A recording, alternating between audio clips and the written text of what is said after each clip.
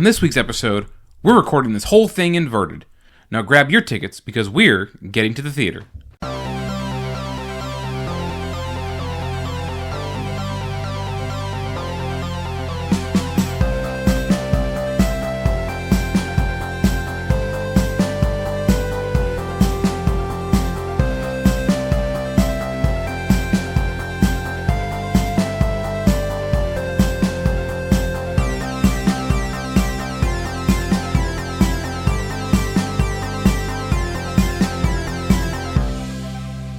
Hello, everybody. Welcome to Getting to the Theater. I'm Adam. I'm Erica. I'm Etta. I'm Jeremy. Today's episode, we're talking about the 2020 heist film, Tenet. I forgot this came out in 2020. I don't know why I thought it was like 2019. The pandemic overlap just went by me. The pandemic killed this movie in the theater. Mm-hmm. Like, it made more than its budget, but just bad time to come out. Is there a single episode of this podcast where the pandemic is not mentioned? No. Probably somewhere in there. Not this one, though. Couple. We already dropped the ball. If anybody dies, COVID. It's always COVID does not get anybody in this movie. Are we sure? But this was directed by Sir Christopher Nolan. Oh, is he knighted? He was knighted like a year ago? Ew, by Charles? Yes, by Charles. Yes, Charles by and Charles. his sausage fingers. Christopher Nolan, famous for directing the Dark Knight trilogy, Interstellar. Oh, he did Interstellar? Yeah. Oh, okay. Our very first episode of this season, Inception. Mm-hmm. He did his first movie, Following, which the main actor for that film has a small cameo in this. He also did... Did he do that movie you like, Prestige? He did do The Prestige. That's what The Magicians, right? Yes. Yeah. A lot of these movies, he works with the same people. Like, Michael Caine is in most of his films. He also did Memento, which we talked about before we recorded. He's doing The Odyssey. He's doing The Odyssey. That comes out in a few months from now when we're recording this. I'm excited for that. He also did a movie I really did not like called Insomnia with Al Pacino and Robin Williams playing a murderer. And Al Pacino is the cop who is trying to catch him. Interesting. Mm-hmm. I did not like it. You don't like seeing Robin Williams as a bad guy. No, I do. I just didn't like that movie. It just, yeah. But this is very much a heist film. This is a science fiction thriller. And it was picked by Jeremy for us. And Jeremy, if you could boil this movie down to its main parts, what would it be? I was going to say that an intelligence operative has to stop an arms dealer from acquiring plutonium, only to find out that it's not plutonium that he's after. It's something way worse, which involves time travel. He's actually something called the algorithm, which reminds me of the thing from DC, Anti-life. the anti-life equation. Yep. It made me think of that for some reason. Anti-life equation. That's basically what he's after. Yeah, pretty much. What is it? They talk about reversing is it the entropy? Yeah, reversing the entropy of... Entropy. Well, Objects or people. the way that... I guess we should go over the way that the time travel kind of works. That'd be Most the definitely. best thing to do at the very beginning, because this movie confused me, and I had to watch a couple explanation videos to fully understand it. Because this is a 2.5 hour long film. We have a lot of action going on, and the whole time they're just throwing buckets and buckets of exposition in your face. And I got lost very fast. Yeah. It does not hold your hand. It doesn't. They describe the time travel as time inversion. And just like, most time travel, you have to use a machine. So their time machine, instead of sending you into the past, it I want to say it reverses your entropy. And now you or whatever item that they put through this machine is now traveling backwards in time. And everything else is still, I guess, moving forward. But it all depends on which way you're going. Because if you were inverted and I'm going forward, you would look like you're in reverse to me. Mm-hmm. Whereas for you, who is inverted, you would be going forward, but everything around you would be in reverse. Yep. Yes, because there's a great shot in this movie where we see our main character, played by John David Washington, who does not ever get a name in the movie. They just refer to him as the protagonist. When he first steps into the inverted world, and we see that for the first time, around the halfway mark, I think, everything is in reverse, and they tell him that it's it's gonna affect you. You're gonna feel weird. Like gravity's gonna feel normal, but like if you're hit or something, then it's gonna feel funny. Fire feels cold. When you're inverted, you cannot breathe the air because inverted air cannot pass through your lungs. Mm-hmm. So whenever we see people who are inverted, they have little oxygen masks, which is a good way to show when someone is inverted. It's a very simple, practical effect. Mm-hmm. And a lot of this movie was done practically. There were only like 200 and something special effects shots in the whole film. We have at the end when those buildings are being blown up. Spoiler. Those were done with practical miniatures. Nice. The airplane stunt, that was done for real. Okay. And the best thing about that, they did it for real, is because it was cheaper than doing it with special effects. Wow. Hey, gotta make it work. Yeah, and Nolan, famous for hating special effects. He does not like CGI, which is very impressive for the movie Interstellar, if you've ever seen it. A lot of that stuff was done practically. Oppenheimer, I forgot to mention, he did Oppenheimer before. I still want to see that. We've seen neither. Have you seen Interstellar? I think I've seen Interstellar. Okay, I have not seen that. Interstellar's good. I like it. Is that the one with Matthew McConaughey? Yes, he's the main character. He plays a character named Cooper. There's another character in that movie, played by a very famous actor. This is a cameo role. Their name is Dr. Hugh Mann. I'm not even making that up. But in this movie, we also have, alongside John David Washington, we have his, I guess you could say, partner, Neil, played by Robert Pattinson. Of Twilight fame. Also, very fun thing about him, the day they started filming this movie is when he got the call telling him he was cast as Batman. Nice. Oh, nice. Yeah. So he got cast as Batman the first day he started filming a movie directed by a guy who did a Batman trilogy. Nice. And apparently Christopher Nolan gave him his blessing that he'd be a good Batman. And I think he was. I think he was a good Batman. Yeah. Who else we got? We got The lady from Guardians of the Galaxy. Elizabeth Debicki. Yeah. This lady's so fucking tall. 6'3". Yeah. She is huge. I had to her look and it Gwendolyn up. Christie next to each other. When she was standing in front of John, I was Yeah, just there like, was how like a- tall is this lady? She is very tall. I had to look it up.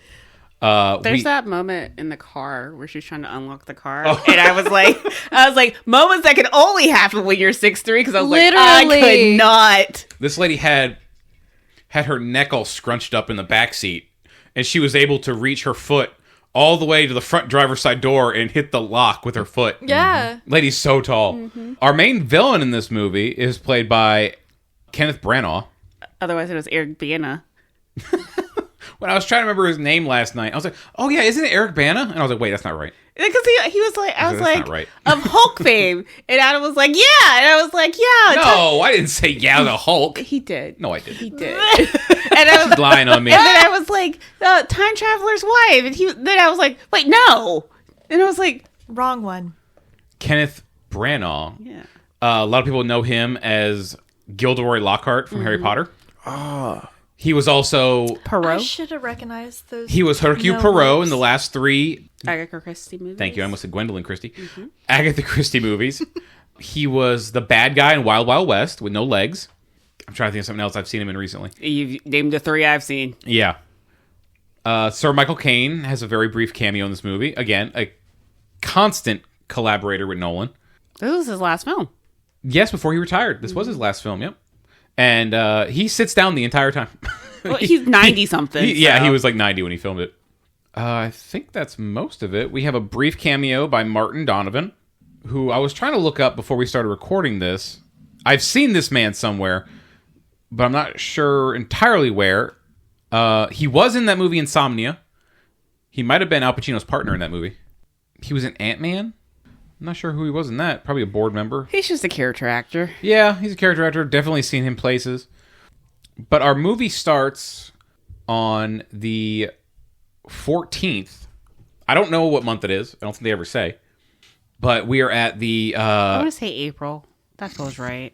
Okay. Because it's like cold, but not cold. She was on a yacht in a swimsuit. Well, that was the Amalfi Coast. Also, when they were in Vietnam. When were they in Vietnam? Vacation. That's the big important day when they're in Vietnam. That was Vietnam?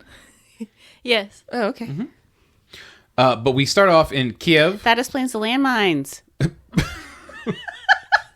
Oh, there were landmines. Yeah. There were landmines, yeah. But we're at the Kiev Opera House in the Ukraine, and we see that some terrorists take over the opera house, and they take all these people hostage, and protagonist is in a van with his unit, and they have basic like SWAT gear on, but with no patches. Mm-hmm. And they wait for the actual police to roll up, and they see what patches they're wearing, and then the guy in the front seat has a stack of different patches, and they throw on the ones that match. So they just blend right in with this crew. Mm-hmm. And they are there to extract someone. And he's in a private box, and he says the phrase, "We live in Twilight times." I thought this was a reference to Twilight when I heard it. Oh my god. There are so many things that we watched that said that. They're like, that could have been a reference to the fact that Robert Pattinson was in the movie Twilight. Blah, blah. Shut up. I was like, because I was like, you're reaching. You're really reaching. Yeah. I was like, why? And then the guy responded, and I was like, oh, I guess this wasn't a reference to Twilight. It's code. It's code. And the response.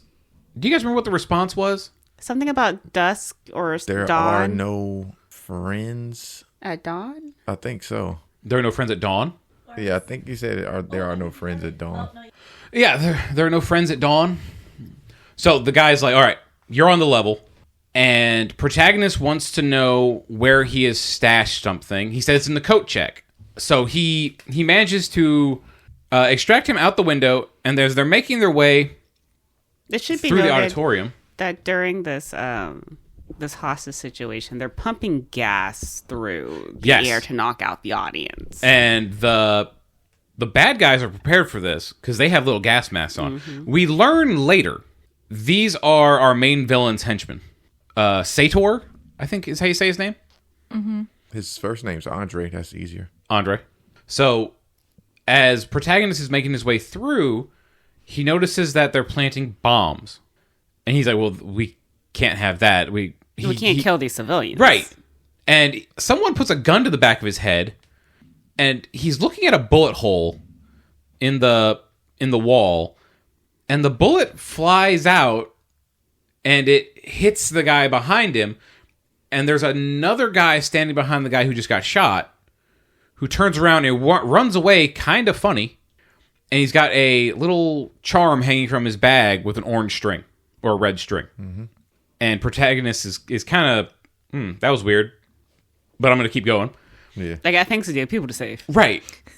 Yeah. He makes it to the coat check, and he finds what he thinks is supposed to be some kind of nuclear component.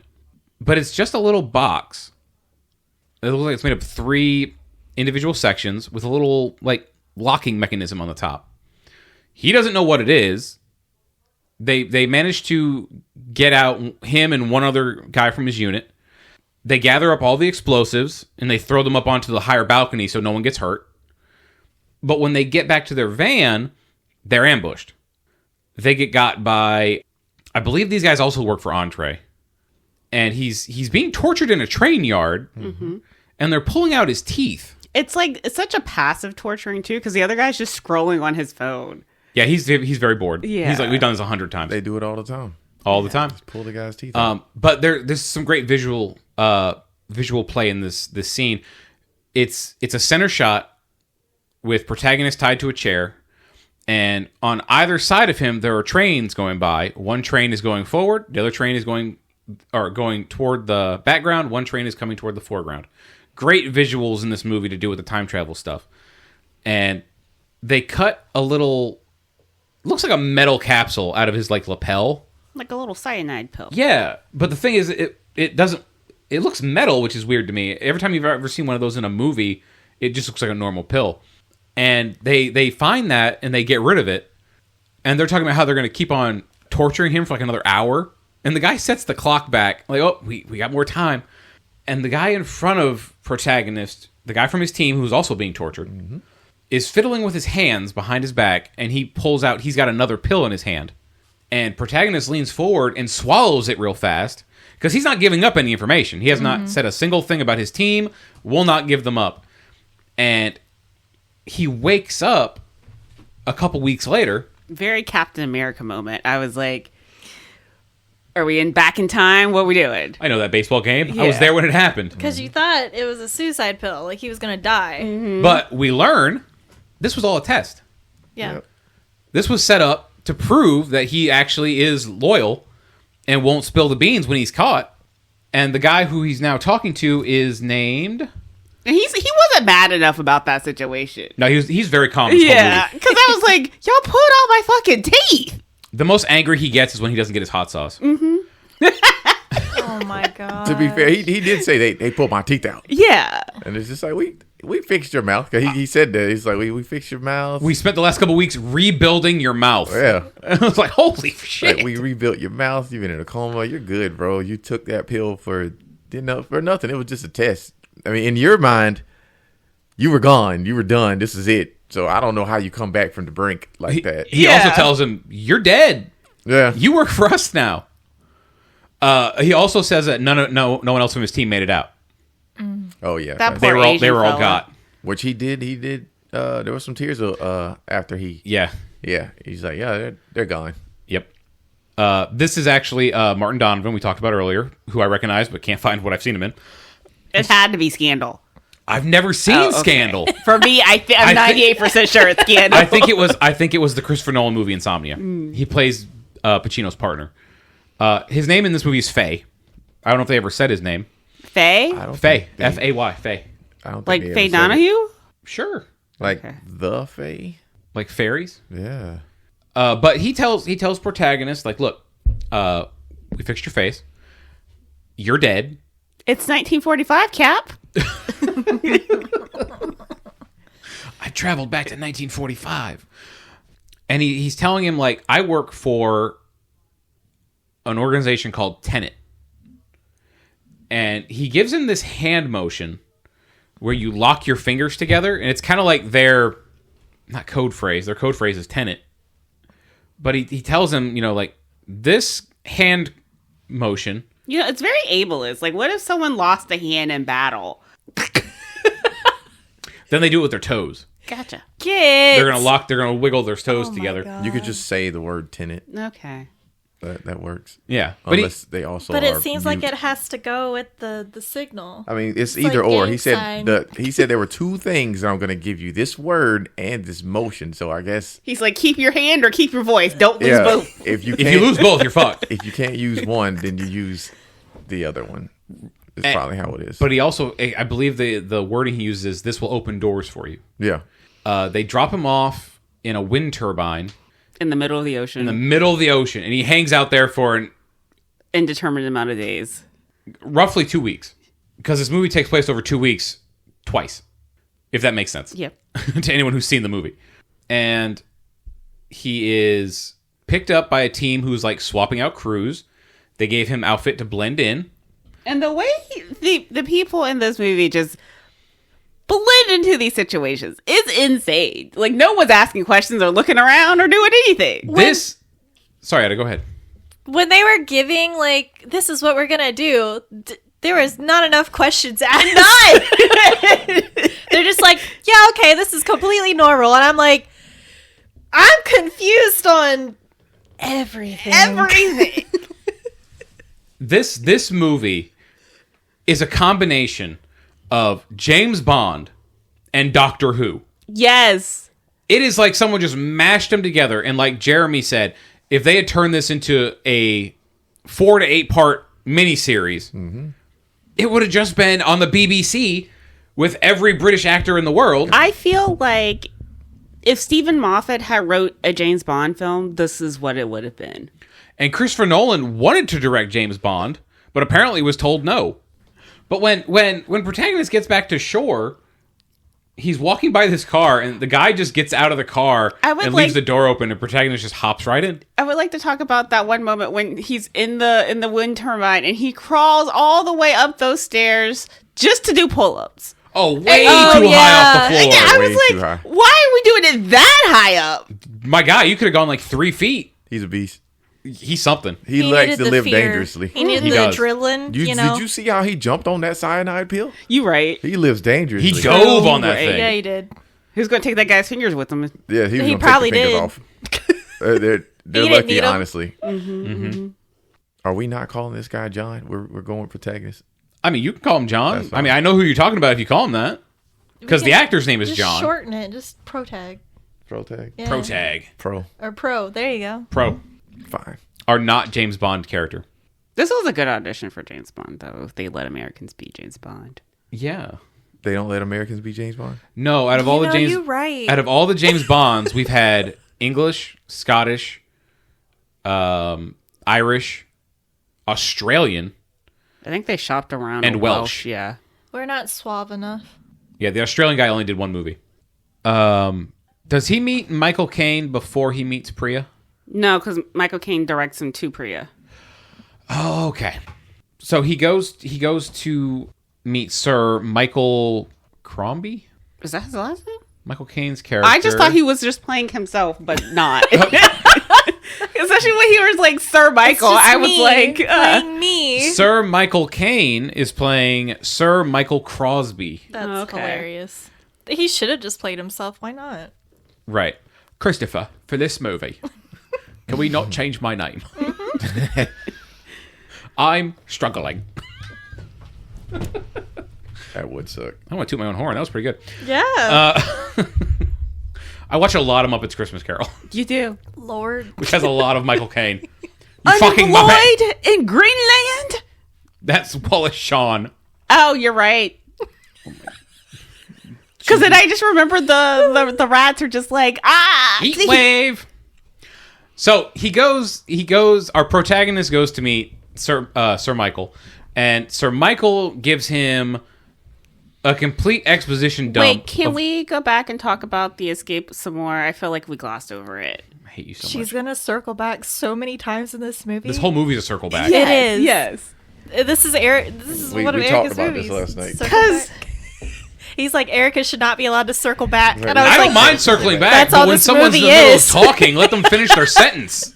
wait, because don't we meet the scientist before we meet Michael Caine? I forgot where That's we were. where we were. No, but he after he gets into the He gets in the car, but he's wearing the reflective vest. he looks like he's a construction worker. He's got a little clipboard, so he looks like he's there for an inspection. Mm-hmm.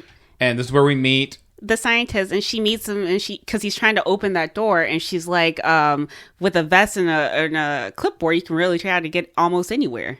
and her name It's Fleur Delacour. is Fleur Delacour from Harry Potter and the Goblet of Fire. But the actress's name is Clemence Posey. Am I saying that right? That looks right. On IMDb, they have her character's name as Barbara, but in the movie proper, I don't think we ever hear her name. No. That's yet another person whose name we do not get in this film. What is But- this, 3 now? But remember, they say it throughout the movie. Ignorance is power Right. for the Tenet organization. The less you know, the less power you give, or the less likely your enemies are to find out what you're going to do. And that's pretty much the theme of the entire film. It is. Also, a bit of a spoiler here.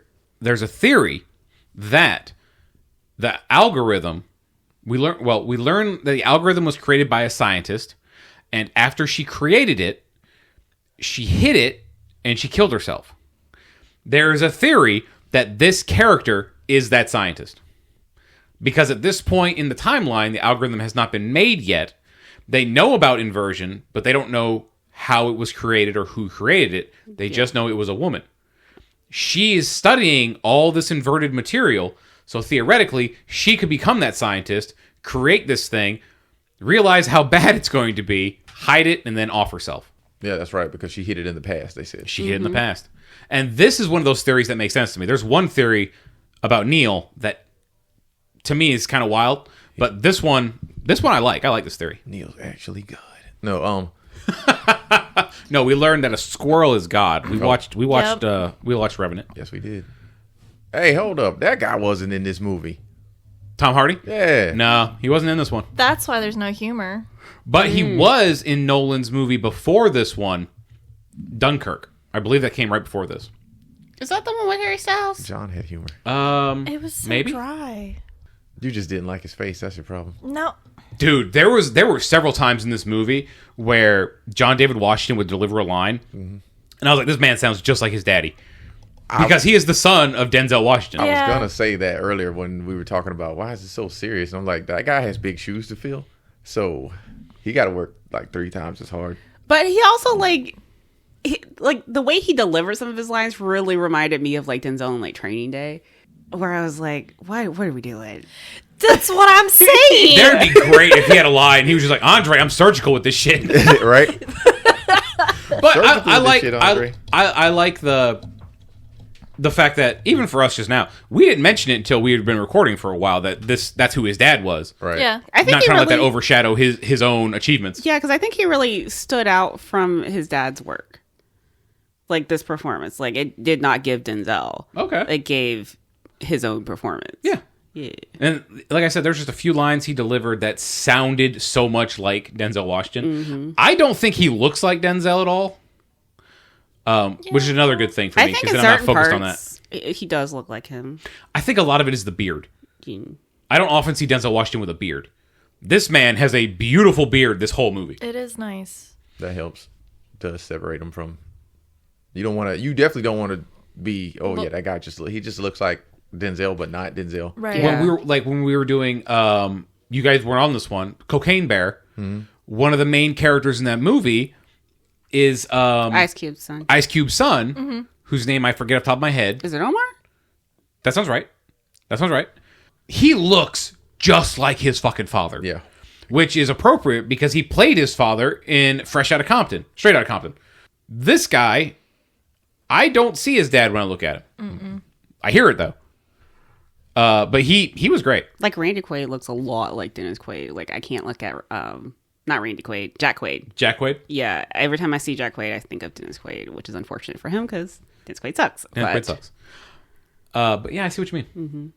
But he's meeting our scientist, and she is explaining to him about the inversion of materials. And there's a great line that she has in this scene that you can really apply to the rest of the movie. Don't think about it.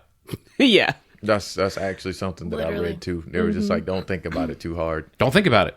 Like you mentioned earlier, the turnstiles that sends them backward or forward in time, they never explain how it works. Don't think about it. It's a time machine. Don't fucking think about it. It's not important. Anyone ever explain how a time machine works? In any fiction, Exactly. It's like we're going to tell you exactly what we do to this machine to get time travel. Here's what this machine does. That's all you need to know. Actually, We're not even going to show you how it works or how you start it. I think they bring up the phrase black box at some point in the movie. I can't remember exactly, but the time machine is essentially a black box. It doesn't matter what's happening or how it does what it does. All that matters is input, output. Like you know what to put in it, and then you know what's coming out. It doesn't matter what the machine does. Exactly. It's kind of like the sleep juice from Inception. Yep. Look, we know this is going to put you to sleep, and it's going to cause you and whoever else is hooked up to it to share a dream. Right. Don't worry about anything else. Right. Nothing else matters. Like the science of the DeLorean, you know, we just know that if we get in this car, we go through the speed, we're going to be in time. Yeah. Got a flux capacitor? How does that work? I don't know. No. We're putting words together. Car go fast. Marty, we got to get inverted, Marty. That Inception machine is dangerous, bro.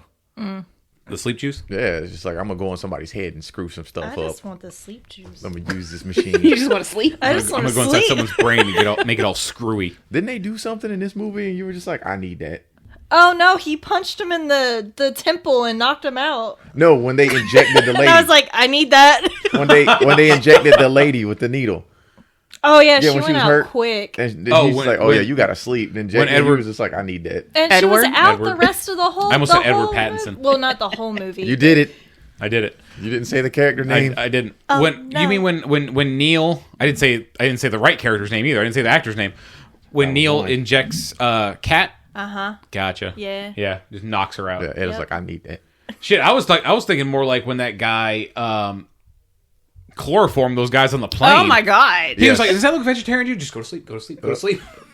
Oh, And then Yeah, I and you're just mentioned like, it does not actually work. And that I'm like, fast. I'm gonna Google it. And you're like, don't Google that. I'm like, I'm gonna do it. Does this smell like chloroform to you? Yeah, she's just like, hey, It's a classic. This is like chloroform. I'm gonna Google how long does it I take sure for, did. to knock I don't somebody care. out with chloroform. Come- I'm come like, for me. You're on a watch list. That's fine. So anyway, as Erica pointed out, we are at the point when meets the scientist and she explains how you invert items. And I gotta be real with you. This was the first moment where I was like, what the fuck are we doing? Like, I was like, because we're like 20 minutes in at this point. I'm like, what are we doing? What's happening? And she's explaining it so fast. so fast. But it's like items that are inverted aren't going to react immediately. It's like you have to think about it. So Yeah. like, he like got his hand over a bullet on the table, and for her, it just zooms right back up into her hand. Up. Yeah, Yeah. up. You gotta hold it with attention. But for him, it's like it takes him a second. He's got to think about what's already happened to that bullet and then make that happen. Mm-hmm. So it's like the bullet bounces off the table back into his hand as if he threw it onto the table. Mm-hmm. And she's recording it and she plays it in reverse, and then it looks totally natural and normal. Mm-hmm. And she goes, it doesn't matter what you want to do, it matters what's already happened. It's very confusing. And then tells him not to think about it. Don't think about And it. instinct. Instinct. Yeah. She was like, you got to feel it. Because she gives him a gun. And she's like, this gun was inverted. Fire it at the wall. And he checks it. There's no bullet in it. And she goes, it's fine. Just aim and pull the trigger. And the bullet flies back into the gun. And he checks it. And there's a round in it. And she goes, yeah. And he's like, that felt weird. She goes, yeah, because you're not firing a bullet. You're catching it. Which would be really cool if you could do some crazy trick shots with that. Like Wanted. Like Wanted. Mm-hmm. Shitty movie. And this is where... And then they're just in this room that's just drawers and drawers of all the inverted stuff that she's been studying. Yes. Yep. Because there's a... He does it again. He puts his hand over one of the things and it flies back up Yeah. into his hand. And these are... They're trying to prevent... Are the gloves inverted or just the bullet? I think the materials are inverted, not the gloves. Okay, because I'm like, why do we need the gloves? Can I not just catch it with my hand? At first, I thought the gloves had something to do with it. But they don't. I guess they just don't want to touch inverted material with their bare hands.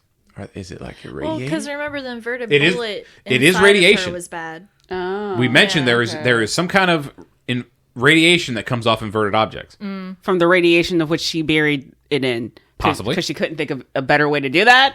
Hey, she thought she had a good hiding spot, which she did. The problem is people found it, which happens with most things you hide. Eventually, they get found. Which is weird. She hid it, but she hid it with instructions. That wasn't her. Oh, okay. That wasn't her. Okay. Oh, yeah, that was somebody else. Okay. Because I was like, girl, what we doing? That was someone from the future telling Andre, She couldn't find a way to get that shit off world. take it apart, Like, you figured out time travel, but couldn't figure out space travel? Yeah. smelt that shit. Feel like that would have been easier. Smelt it, please. Can't put it back together if it's liquid. I don't know. What if she smelt something and it activates it? It's like, Oh yeah, that's true. Put 'em I in don't the know. I feel bottom like of she the could have put a ocean. little thought into that and then uninvented it. Yeah. She was smart enough to invent it. She could have got rid of it better. She could have inverted a bomb and sent it back to herself. Oh, Like, God. problem solved. Take me and it out. But I feel like she also could have broken it up into more pieces. Yeah, there was only what, 4 Nine. of them? Nine. Nine. Like, that's at this point, we're like in Legend of the Hidden Temple with these monkeys. Like, right. Or Horcruxes. yeah. Wow, we're really going. I immediately thought of the what was it 7 Pieces of 8 from Pirates of the Caribbean? Yeah. Which is so stupid. Infinity Stones. Infinity Stones, yeah, Off-world. yeah. The witch from the Hellboy remake. They chop her up into little pieces, put her pieces in little boxes, and scatter them across the globe. But She just wasn't thinking hard enough, I guess. You know what? She should. You know what? Never mind. Oh Lord! She should have sent it off world. She shouldn't have created it. How about that? But It was that, like that an- does support the theory that this character is the one who would create it because Yeah. she's studying it, trying to understand, Right. And then she understands it fully, and then She's like, damn, I should have did I this. fucked up. I fucked up. Yeah. And then she never shows up ever again. No, she doesn't. God, that just reminded me of something, and I already forgot what it was. But she gives him all this exposition, and I believe the next thing is he goes to visit Michael Caine, And Michael Caine gives him more exposition that 2 weeks ago in Vietnam, there was an explosion that was detected. And we also have reason to believe that the arms dealer, Andre Sator, played by Kenneth Branagh, is tied to this. Because there were like little, I don't remember what exactly he called them, but like pocket cities. Yeah. And like his was Salkov 12. Is that what they called it? Yeah. Something. Hold on. I had the name. I Yeah. literally had the name pulled up. And there was an explosion there a long time ago. A Was it nuclear like explosion. Stalisky? Stalsk. Stalsk. Yeah. Thank you. Stalsk 12. And as a teenager, he was hired to go in and clean it up. And he came out a very rich man. And people don't really know what made him rich, but he got into the arms trade. And now they firmly believe he is tied to these inverted weapons. So, based on the materials of the weapons, that leads our protagonist to Mumbai, where he goes to see a man named Singh. Don't remember his first name. Don't matter. Sanjay Singh. Man sing. It doesn't matter. Yeah. And he has that funny line in the restaurant where he tells the like maitre d' that he'll have the same thing that Michael Caine is having. And they go, "Oh, I'll send the waiter over." No, you don't need to send the waiter over. I told you, you got it. The guy he's talking to right there, the maitre d', is the actor from Nolan's very first movie, Following. He's the main character from that movie. Okay. I had his name pulled up and I lost it. I got too many tabs open on my computer. Tabs on tabs on tabs. And for real. Jeremy Theobald. Now, how the hell did you forget that guy's name? I know, right? After he gets the information from Michael Caine, he gets up to leave, and then they bring his plate of food over. And he goes, "Can you box that up for me?" And the maitre d's like, "Absolutely not." Absolutely not. To which I made a note to Etta. I never want to eat at a place where they won't let me take my food with me when I leave. And they have that great conversation of you mentioned it earlier, the monopoly on Being snobby. Yeah. Yeah. And Michael Caine says, "No, we don't have a monopoly on it, but we have a very strong interest in it." We have a controlling interest. Because he told him about his suit. He was just like, if you're trying to pretend to be a billionaire or whatever it is, you can't be wearing that junk. That ain't going to cut it. Let me No. give you some- Brothers. He's like, Brook Brothers isn't Like- going to cut it. No, Yeah. he spots that suit immediately. Let me give you some money, brothers. You can buy yourself some real clothes. And I'm just like, Jesus. He also tells him about Sator's wife, Kat, who is an art Appraiser? appraiser. Yeah. Thank you. And recently, she brought him 2 pieces of art that were actually fake, but she appraised them as being real. A repa? A Yeah, repa? a repo pieces. A repo, yeah. I forget what the first name was, but she brought him the pieces. I remember because the art was in the Harrods bag, and he's like, "These fakes in a Harrods bag?" And I was like, "Where are you going?" They're very good forgeries. Yeah. But Andre bought them, and he's using it as blackmail for his wife. Yeah, because the way that what's his name explained it, I can't remember if it was the protagonist explained it or what's Michael Caine's character's name? Michael. Sir Michael. Sir Michael. Sick of my Sir head. Michael Crosby. I can't remember if it was Michael or the protagonist that explained it, but they're just like these rich people. They have this whole reputation to uphold. He wouldn't want anybody to know that he bought a fake painting. So if you know that he has a fake, that's going to ruin his reputation. Also, was the kid from the affair? No, I think that's his kid. Oh, That's his okay. kid. Max is Andre's son. Just saying. Yeah, that would add some fire to it. But It yeah, it's would. like he wouldn't want anybody to know he bought a fake, so he wants to keep that under wraps. But so you have something over them. Mm-hmm. So you got to use that as leverage. Yep. And he's using that to control his wife. So we talked about the 2 weeks ago, the explosion in Vietnam, Sator being there. They think he's involved. So now protagonist goes to Mumbai, And he's like, "I need to to talk to Singh." and he said, "I need 10 minutes with him." And this is where we meet Neil. Yeah. The guy originally is like, "I can see what I can do, but it's going to be a hard ask." Yeah. He said, "I only need 10 minutes." He goes, the time's not the problem. It's actually getting out of there after you talk to him is going to be the problem. And, someone comes by, and Neil orders drinks for them. He orders himself a vodka tonic, and he orders protagonist a Diet Coke. And protagonist is like, "Well, how do you know I didn't want A drink. a drink or something?" He Yeah. goes, "No, you don't drink on the job." And he's like, you don't know that? He goes, okay. But he asked him a very, very important question here. He goes, would you take a child hostage? He's like, no. He goes, what about its mother? No, I wouldn't do that. Okay. Trying to get a feel for him. And I think this is a safe spot to just reveal their relationship. Sure. Neil and protagonist are kind of like Doctor Who And River Song. This is protagonist's first time meeting Neil, and the last time Neil is going to see protagonist. Much like the Doctor and River. When the Doctor first meets River, it is the last adventure River has with him. This is where she dies. Mm-hmm. Gotcha. Yep. So Neil has known this man a long time. And we get little hints of that throughout the movie. And at the very end, Neil just drops the ball and tells him point blank. And the protagonist doesn't really pick up on it until the very end. I think it clicks for him before he tells him. Because of the orange little thing on the little back. tag on his bag. Yeah.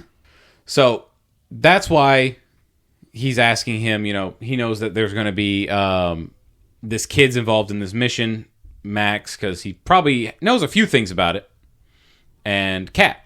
So they decide, like, look, we can't, if we were to get into Singh's giant building, we couldn't parachute out. The building's not tall enough. And I think protagonist mentions he broke his ankle during basic training doing parachuting. He goes, well, we could bungee up. He goes, I've heard of bungeeing down. I've never heard of bungeeing up. And they do this really cool thing where they slingshot themselves up the building. Mm-hmm. But what confused me about it is, how did they get the hooks on the building? Because I don't remember seeing that. Maybe they were already there. Maybe. Or maybe when what they were slingshotting? Yeah, like when they were doing the practice spring shots, maybe that's what they were shooting.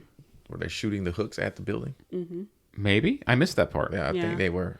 When they were using the slingshots to do something. I'm like, what are they doing? And I think that's what they were shooting up there, was the hooks that was gonna. And they just spider crawl up the side of this building. Yeah. It's a really cool practical effect. It reminds me of Mission Impossible 4.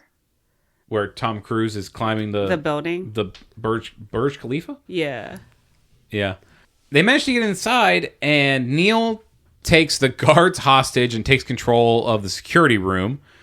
And he's like, go ahead, eat. Yeah, don't let your food get cold. Go ahead, eat it. I think he kills one guy. Did he kill him, or he just knock him out? He shot one guy like in the chest or something like that. Neil or protagonist, one of them shoots somebody. Yeah. And sat him down too. Yeah. It's like, sorry about that. Maybe it was like a maybe it was a tranquilizer. Yeah, maybe he trained him. Maybe. Yeah.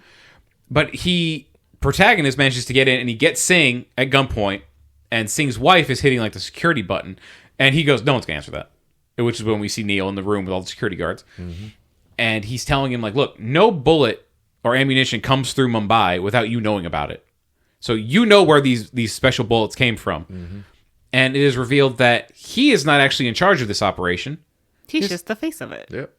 Because it's a man's world, which is what Priya tells him. But his wife, Priya, is the one really in charge. It's a really good front, by the way. Mm-hmm. Yes. Because if somebody tries to assassinate, they're going to kill him, not her. And then she can just remarry. Just keep on going.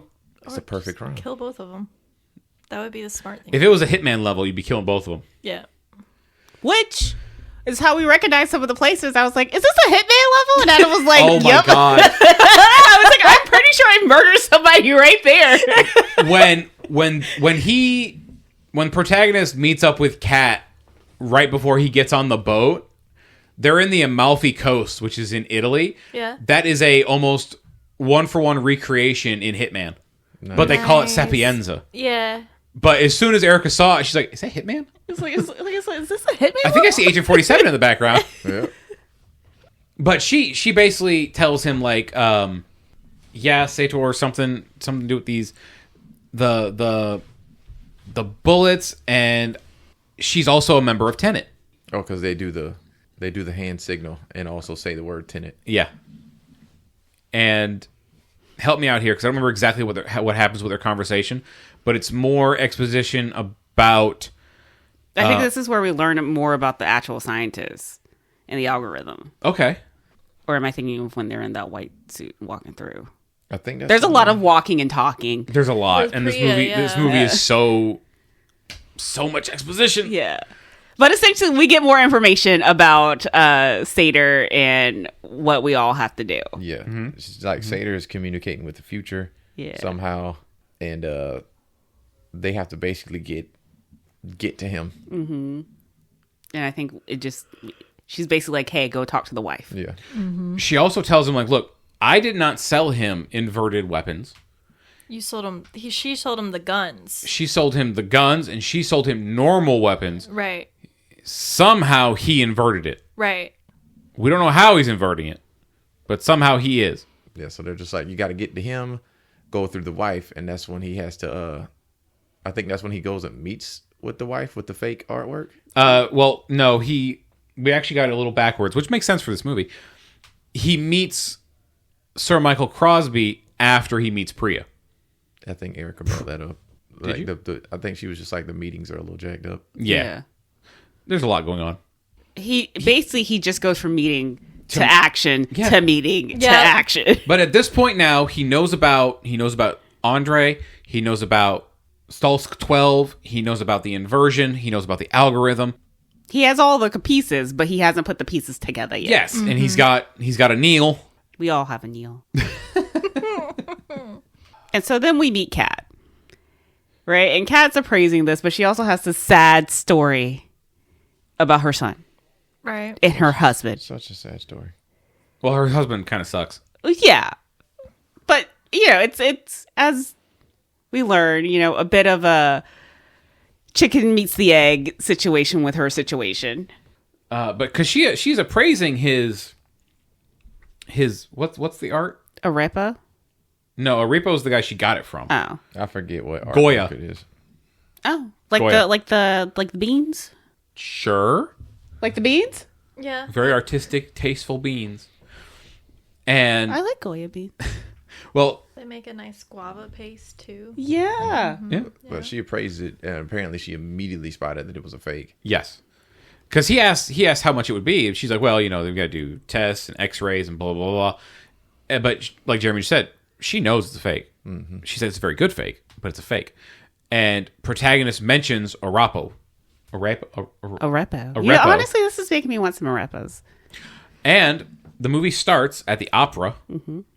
Opera backwards is Arepa. Arepo. Oh. Mm-hmm. And we also get is it the security firm at the airport? Rotas. Yep. Rotas backwards is Sator, which is our main villain. Yeah. There's actually a plaque in Pompeii that it is nothing but palindromes, no matter how you read it.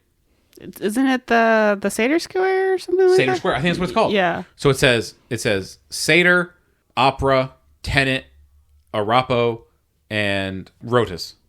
So no matter what angle you're looking at, it still reads one of those 5 words. Okay. Just cause I guess someone was bored and was like, We got to put something else in here. "Yep."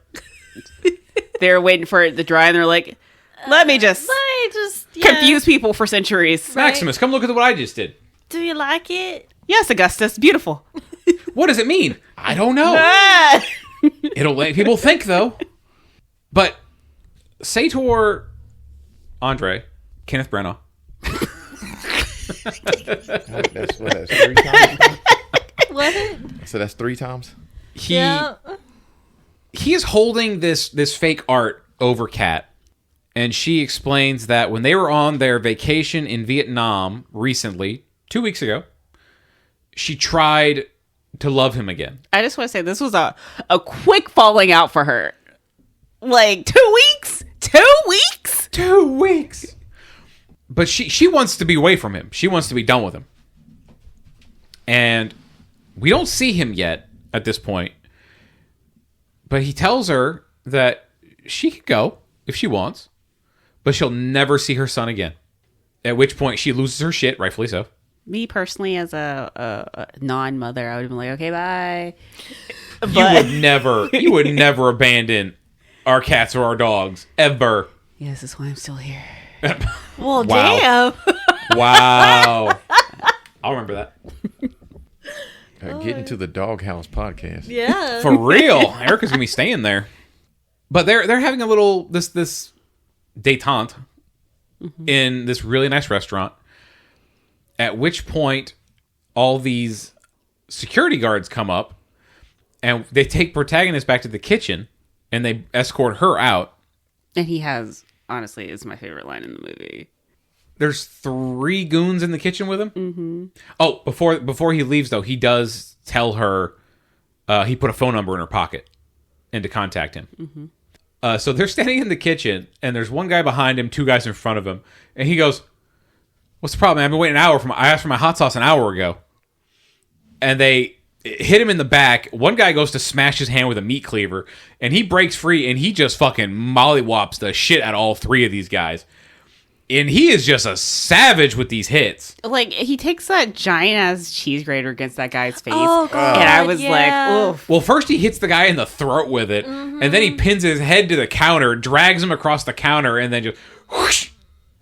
And Kat's in the car outside the alley with the guy, or with one of the other goons, and Yep. he's like, "Can we just drive off?" And he's like, "No, he wants you to see this."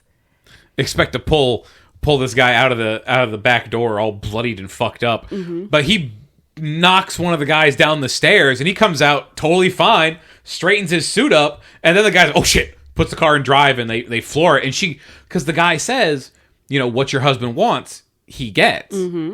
And when she sees protagonist come out the door fine, she goes, "Oh, not all the time, it seems." Yeah, she's like, "Oh, a contender."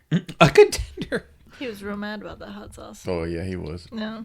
Rightfully so. He was even more mad. They got blood on his nice suit. Yeah. Right? He just got that probably $50,000 suit. So don't grab a knife from the kitchen. Grab a cheese grater. Cheese grater. Cheese grater. Got it. We I mean, have a his- pretty mean cheese grater. We do. Wasn't I swinging it that time? You were. Yeah. Because you were just like, I can just. Yeah. And you like the sound too. You're like, Yeah, because I remember pulling it out to grate some cheese, and I was like, "This will be a disgusting weapon." And I'm swinging it around. I'm just like, "Yeah." things you this- do while this you would make be a- dinner. Is this a weapon? Can I fight with this? Yeah. Because I'm always just like, if somebody breaks in, this is what I'm gonna do. Look, if I'm naked in the kitchen at 2 a.m. making nachos, and all I got is a bag of chips and a cheese grater, Sounds like a good time. I got a... Yeah. Sounds like a great time. But also, I'm safe. I got a cheese grater. Yeah. I have a cheese grater. But the way he hits these guys, a lot of yeah. it, he has no emotion on his face. He's just freaking pummeling them like it's nothing to him He does this. on the regular. Yeah, This is his Doesn't workout. Have a lot of motion.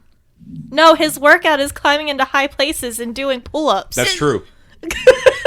But I love how brutal he was in this fight. Yeah. It was great. This is a very serious man. It's the only Yes. fight I actually like of this movie. Yeah, there's not a lot of physical stuff. There's a lot of gunplay. Yeah. But it's also the only fight that I could actually follow with, like, coherency. Yeah, because the inverted ones were interesting. Oh, I Yeah. cannot wait till we get to the inverted Yeah. ones. We're almost there. We are. Well, no, it cuts to Kat going to see her son as he's getting picked up from school because she's not allowed to see him. Yep. Because her husband is a control freak. And she decides to call him. And when she calls him, she hears the phone ring. He's literally like six feet behind her. Honestly, she has no spatial awareness because he was literally right there. Well, she can't see from way up there. I feel She's like as- she should be able, as tall as she is over him, She's as tall as a tree. and everybody around her, all she had to do was be like, "Oh, there you No, are." tall people don't look down. Wasn't he behind her? Yeah, he was behind her. Yeah, he's but behind her. I was making a tall joke. Yeah. But she and him now are Working together. they're working together, but I forget where they go now. This isn't where they have that scene on top of that like temple. Nah, they they essentially discussed he was trying to tell her he can get the art piece that he's using to control her with. Yeah, he's gonna steal it from the Yeah. airport security. He's like, "I'll get it, and then we'll work together or whatever." Mm-hmm.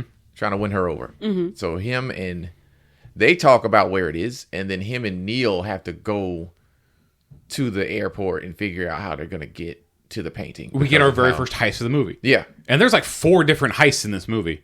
It's a All nice of the film. same spot. Oh, yeah.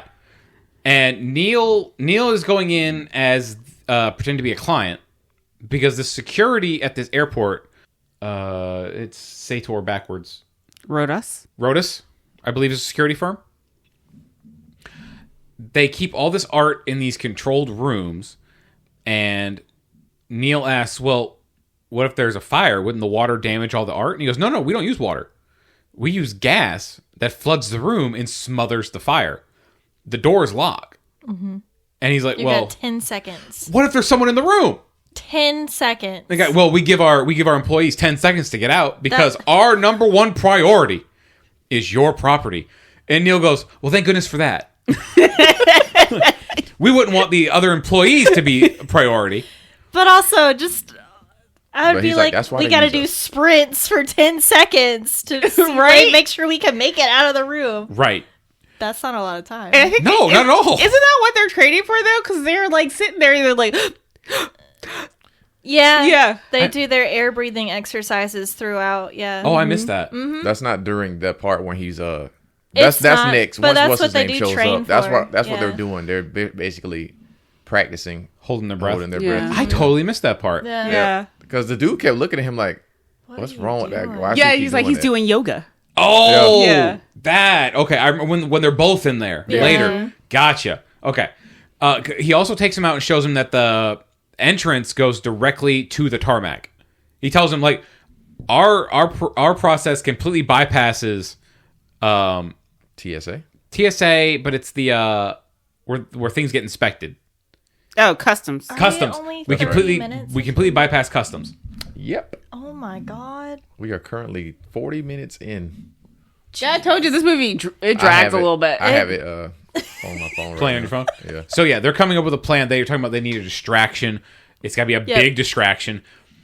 A plane. We'll steal a plane, and we'll crash it into a building. And protagonist very, very poignantly in this moment says, "It's got to be empty. There could not be people on this plane we're about to steal." Mm-hmm. And I think this is where we meet the gentleman who I thought was from the previous. And then something about, is Movie. this when they're like, it can't be traced either? Or was that when they were doing the driving maneuver with the trucks and stuff? That's a good question. I don't remember. There was one point where like it can't be traced by Sator. When I they were don't remember. No, they were talking about it won't be on record or something. Yeah. They cannot have anything written down. They cannot have emails. They cannot have text messages. Yeah. Nothing can be documented because that gives people from the future the opportunity to find those documents and let their past selves know. That's crazy. They got to remember all this shit. It's wild. Yeah. But this is where they meet Hamish Patel. I'm sure I'm saying that wrong. He plays That's right. Meyer. He is a Tenet agent. He helps them with the plane hijacking. Him and another guy get on the plane, and they're acting as a loading crew. And he does this really great thing where he's like, "The meals say vegetarian. Are these vegetarian? Does these look vegetarian to you?" And the security guard comes over to look at it, and he's like, "Do they look vegetarian?" And he chloroforms the guy. Mm-hmm. And it's a very just shh, shh, shh, shh, shh. Also, 5 minutes is usually what it takes to knock somebody out with chloroform. Oh, That's quicker than I thought. well, this is movie chloroform. Yeah, this is a movie. Yeah, but it's not just a. We had to hey, look it up. breathe in a couple times and you're out. Like Because when it happened, I was telling Ed, I was like, it doesn't actually happen that fast. Instantaneously. It wouldn't have been that smooth. There would have been No. a hell of a fight. you would have to be like, does this look vegetarian? It Cover would- mouth, bang Yeah. head against something. It would be faster to You just out club now? them and knock them out. Yeah, hit the hard reset button on Yeah, the brain. hit them. Well, I mean, you got to think though. It's movie rules. Yeah, no. like a suppressed weapon. yeah, and nobody knows how chloroform works. I'm sure Hopefully. I'm sure some people know very Well- well. Most of us know by now that it doesn't happen that fast. Like you might as well club the person. Because when they're sinking into Singh's house earlier, they use the gun, they shoot somebody, and a suppressed weapon in a movie is like pew, Yeah. where a suppressed weapon in real life is like bang, and a non-suppressed weapon in real life is like bang. Like, it's still very loud. Yeah. But movie magic. True. So they're also loading gold onto this plane because I believe it's just another distraction they want to use. Oh, the guy working with Hamish, well, Hamish is the actor, Meyer, on the plane, Eric and I both were like, is that Matthew Lillard? Because it looked a little bit like Matthew Lillard. We don't see him a lot, but for a split second, it looked like him to us. Like his Five Nights at Freddy character. Literally looking at him right now, like, is that Matthew Lillard? Yeah. While they're doing that on the plane, protagonist and Neil are inside the actual vault with the employee. He's showing them around. I like when protagonist is walking through with Neil. He has a little teacup, like a little espresso cup. Yeah. Yeah, he did ask for an espresso. Yeah. And they set off this plan with the plane. They kick the pilots out of the cockpit. Mm-hmm. They blow off the rear hatch of the plane, and they dump the gold out the back onto the runway. Mm-hmm. I think one of them stuck a bar of gold in his shirt. I would have. The guy stole a bar of gold. Absolutely. Right? I would have been ting-tinging off that. Right? Yeah. But figure out the logistics later. They strip off their white jumpsuits that make them look like they're part of the loading crew, and they have just the runway gear underneath, and they climb down the ladder under the plane and just blend in. And the plane, and they did this for real, this plane crashes across the airport, hitting lampposts and cars and fences, and it crashes into the side of a building and causes an explosion. And when that explosion happens, Neil says to the guy in the vault, he's like, "You did say 10 seconds, right?" And the guy bolts for the door and leaves them in there. Bookie. Oh, nice. He just abandons them. Oh, screw that. And they immediately go to the Yeah, they start holding their breath, and they have lock-picking equipment they've hidden in their suitcases. I feel like it would have been easier to hold it or have it in the suit. Well, maybe because it was like hidden in it looked like he was taking part a picture frame, and the little edges of the picture frame is where he had the tools hidden. So maybe they were hiding it so they wouldn't be detected on X-ray. Maybe. Or security, they might have gotten patted down or something before they went into the room. Yeah. Okay. Again, very James Bond. Yeah. They start picking the locks, and Neil makes a comment of, "We're not alone in here. There's someone in here with us." And they go to these two doors. One of the doors has a red plaque on it, the one that Neil is in front of. The other door has a blue plaque, the one that protagonist is in front of. They managed to pick the locks. Oh, they also forgot to mention, at one point, the lockpick breaks at one of the doors, and they have a little miniature panic moment because they only packed one set of lockpicks for some reason. Yeah, because Neil's working the top locking mechanism, and protagonist is working the actual door lock. But they manage to get it open. They get inside, and that's when they have the thing of, "We're not alone in here." They make it into these two separate rooms, which are divided by glass, and there are bullet holes in the glass. And Neil asks what happened here, and as protagonist is looking around, he sees bullet holes, smoke. There's a gun taken apart on the floor, but the smoke is kind of going backwards, back into the bullet holes. And he goes, "It hasn't happened yet." And this is where we get one of the trippiest parts of this movie, because protagonist is walking toward what looks like a metal cylindrical door. It's one of our turnstiles. And it opens, and a man in full black SWAT gear comes flying out, and we have one of the coolest fight scenes I've ever seen in a movie, because we have two people fighting. One of them is inverted, and the other one is going forward. And they did this shit for real. Oh my gosh. They really choreographed this shit. And protagonist cannot get a hit on this guy, except for once. He manages to stab him in the forearm with his lockpick. And the guy in the black is firing his gun. He shoots. He's the one that shot the glass. They fight down the hallway. And at the same time that the guy came out protagonist turnstile, someone else came out Neil's turnstile, but he's running forward. He runs past Neil. Neil's chasing him down the hallway. He manages to grab him and pull his mask off. And we don't see who it is in this moment, but we see Neil's reaction to it as, oh, shit. And he runs back, and he stops protagonist just before he's about to shoot this guy in the black as he's got him pinned to the floor. And Neil says, no, we need to know who he's working for. Don't shoot him. And then he gets sucked out the door. Like there's like this little security gate is flapping because the jet engine just goes whoop. Yeah, just whoop. Very weird. And he's gone. Yeah. But again, that guy was inverted. Yes. Everything he was doing was backwards to them. But for him, he was going in forward. They were going backward. Right. As we learn later, the guy in black is our protagonist. Mm-hmm. Both of them were. That's why Neil didn't want him to shoot him. Yeah. Right. That would have been very bad. The movie would have ended right there. Exactly. But would it have? Because Neil brings up a point either earlier or after this where he talks about if your granddaddy goes back in time to try, or you go back in time to kill your granddaddy before your parents were born, you wouldn't be able to kill your granddaddy.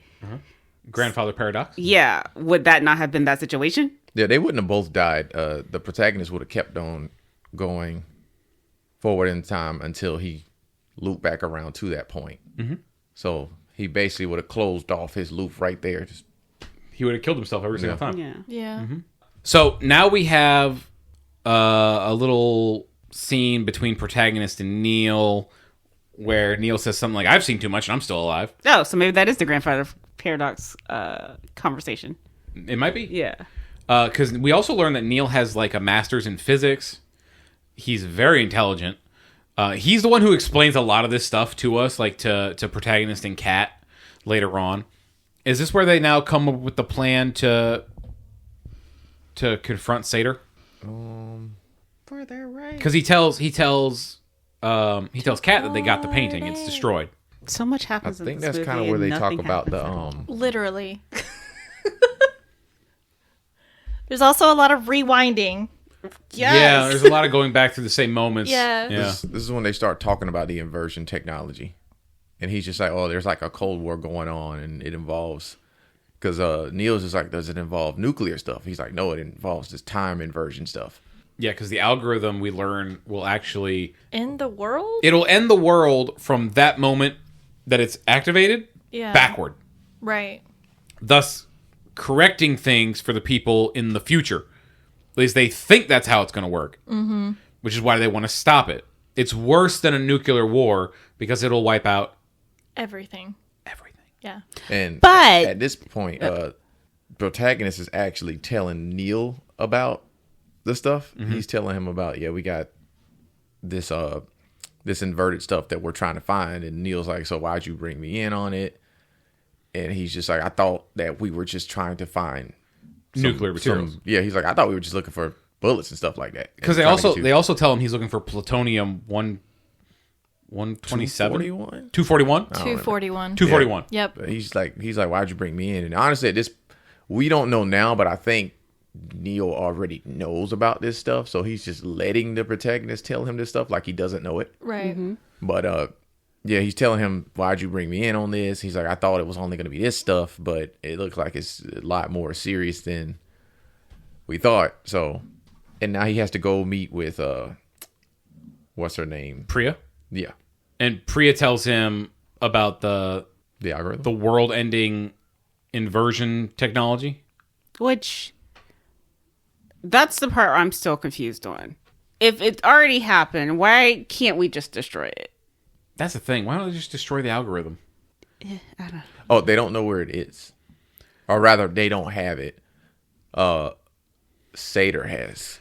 Okay, so another thing, we'll just go ahead and spoil. The pieces other than the one that he saw, right? Sator is trying to collect these 9 pieces. The 7 pieces of 8. 7 pieces of 8. Mm-hmm. The 9 pieces of 10, if you will. Yeah, Tenet. Hey! Oh. 9 pieces of Tenet. And they don't want him dead because they want him to find these pieces. Mm-hmm. Right. So So- they know where they're at. So they know where they're at. And right now, as of the one we saw at the beginning in the Opera House, he now has 8 of them. Mm-hmm. The 9th one, which they're still pretending is plutonium is being transported, and part of the plan to get close to Sator is to say he wants to help steal it. Mm-hmm. Even though at this moment, he doesn't know what he's stealing. Right. So he meets with Kat in the Amalfi Coast, and they come up with a plan to... Hitman level 2. Yeah. Hitman level. And he's going to try to get close to her husband. And she's like, that's probably not going to work. He's probably going to kill you. Because he probably thinks we're having an affair. But we'll go for it. And he's like, there's no way he would believe you and I were sleeping together. Me, a short king? At 5'9", mind you. You, a giant goddess of a woman? But it's... This guy has maximum charisma. Like, he rolls a nat 20 every time. Mm-hmm. He manages to drop her off on their yacht. And this is where we meet Sator for the first time. Earlier, we've only saw like little shots of him from behind. Now we fully on see him. And he walks into the room and asks, who's that guy? But then, also, you meet him. And I'm just like, girl, he either had to have a magical dick or money on money on money. And we know he's got money on money. I was like, nothing is making me be like, yeah, that's the man I want to sleep with and have a baby with. It was the money. It was probably It's because he doesn't It have... had to be the money. Yeah. It's because he doesn't have the mustache. Like, as Gilderoy Lockhart, I was like, okay, I guess. You know? Ugh. Like, maybe. He got no lips. None. And the accent isn't even sexy either. So I'm just like... Another thing forgot to mention about Kenneth Branagh, he directed the first Thor movie. He did. Okay. Oh, okay. Yeah. But protagonist tells her, she's like, how could I explain that we know each other? Where would we have met? And he gives her the exact date, time, and location of some event they were at. What he previous ordered. year, what was on the menu. Yep.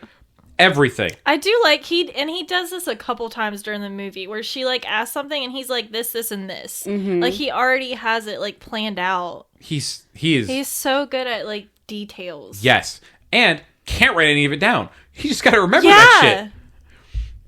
He's 5'10". A short king. That's still 10 inches taller than me. Compared to her, he is a short king. Yeah, because Protag, he's 5'9". He's playing shorter. So Oh I my guess God. she does have a type, I guess. Oh my God. I mean, she's 6'3". She don't have no choice. And then she wears heels a lot of times. Yeah, she was. She is so tall. And Sator is asking her, like, how do you know him? Who is he? Well, we met at this party last year that we were at. I invited him to dinner. And he's like, I'm gonna kill him. immediately. I'm gonna kill this guy. When protagonist shows up at dinner that night, one of the guards pats him down, and he has that line of, well, you can at least buy me dinner first, big guy. Right. And he sits down next to Sator, and he goes, oh, Mr. Sator, blah, blah. And he goes, no. Go ahead, stop talking. Are you sleeping with my wife? Or have you slept with my wife? And protagonist is like, no. Well, he says, have you slept with my wife Not yet? yet. And then Yet, he says, sorry. Not yet. No, not yet. It's like, that's how you get shot immediately. But he tells him. He's like, give me some time and I got you. He threatens him right here. Because he tells him, like, there's a wall, a garden wall up the road. We're going to take you up there. We're going to slit your throat. We're going to stuff your balls in there. Mm-hmm. And it's funny to watch a man try to choke to death. He's trying to get his own balls out of his throat. And protagonist is like, you like opera?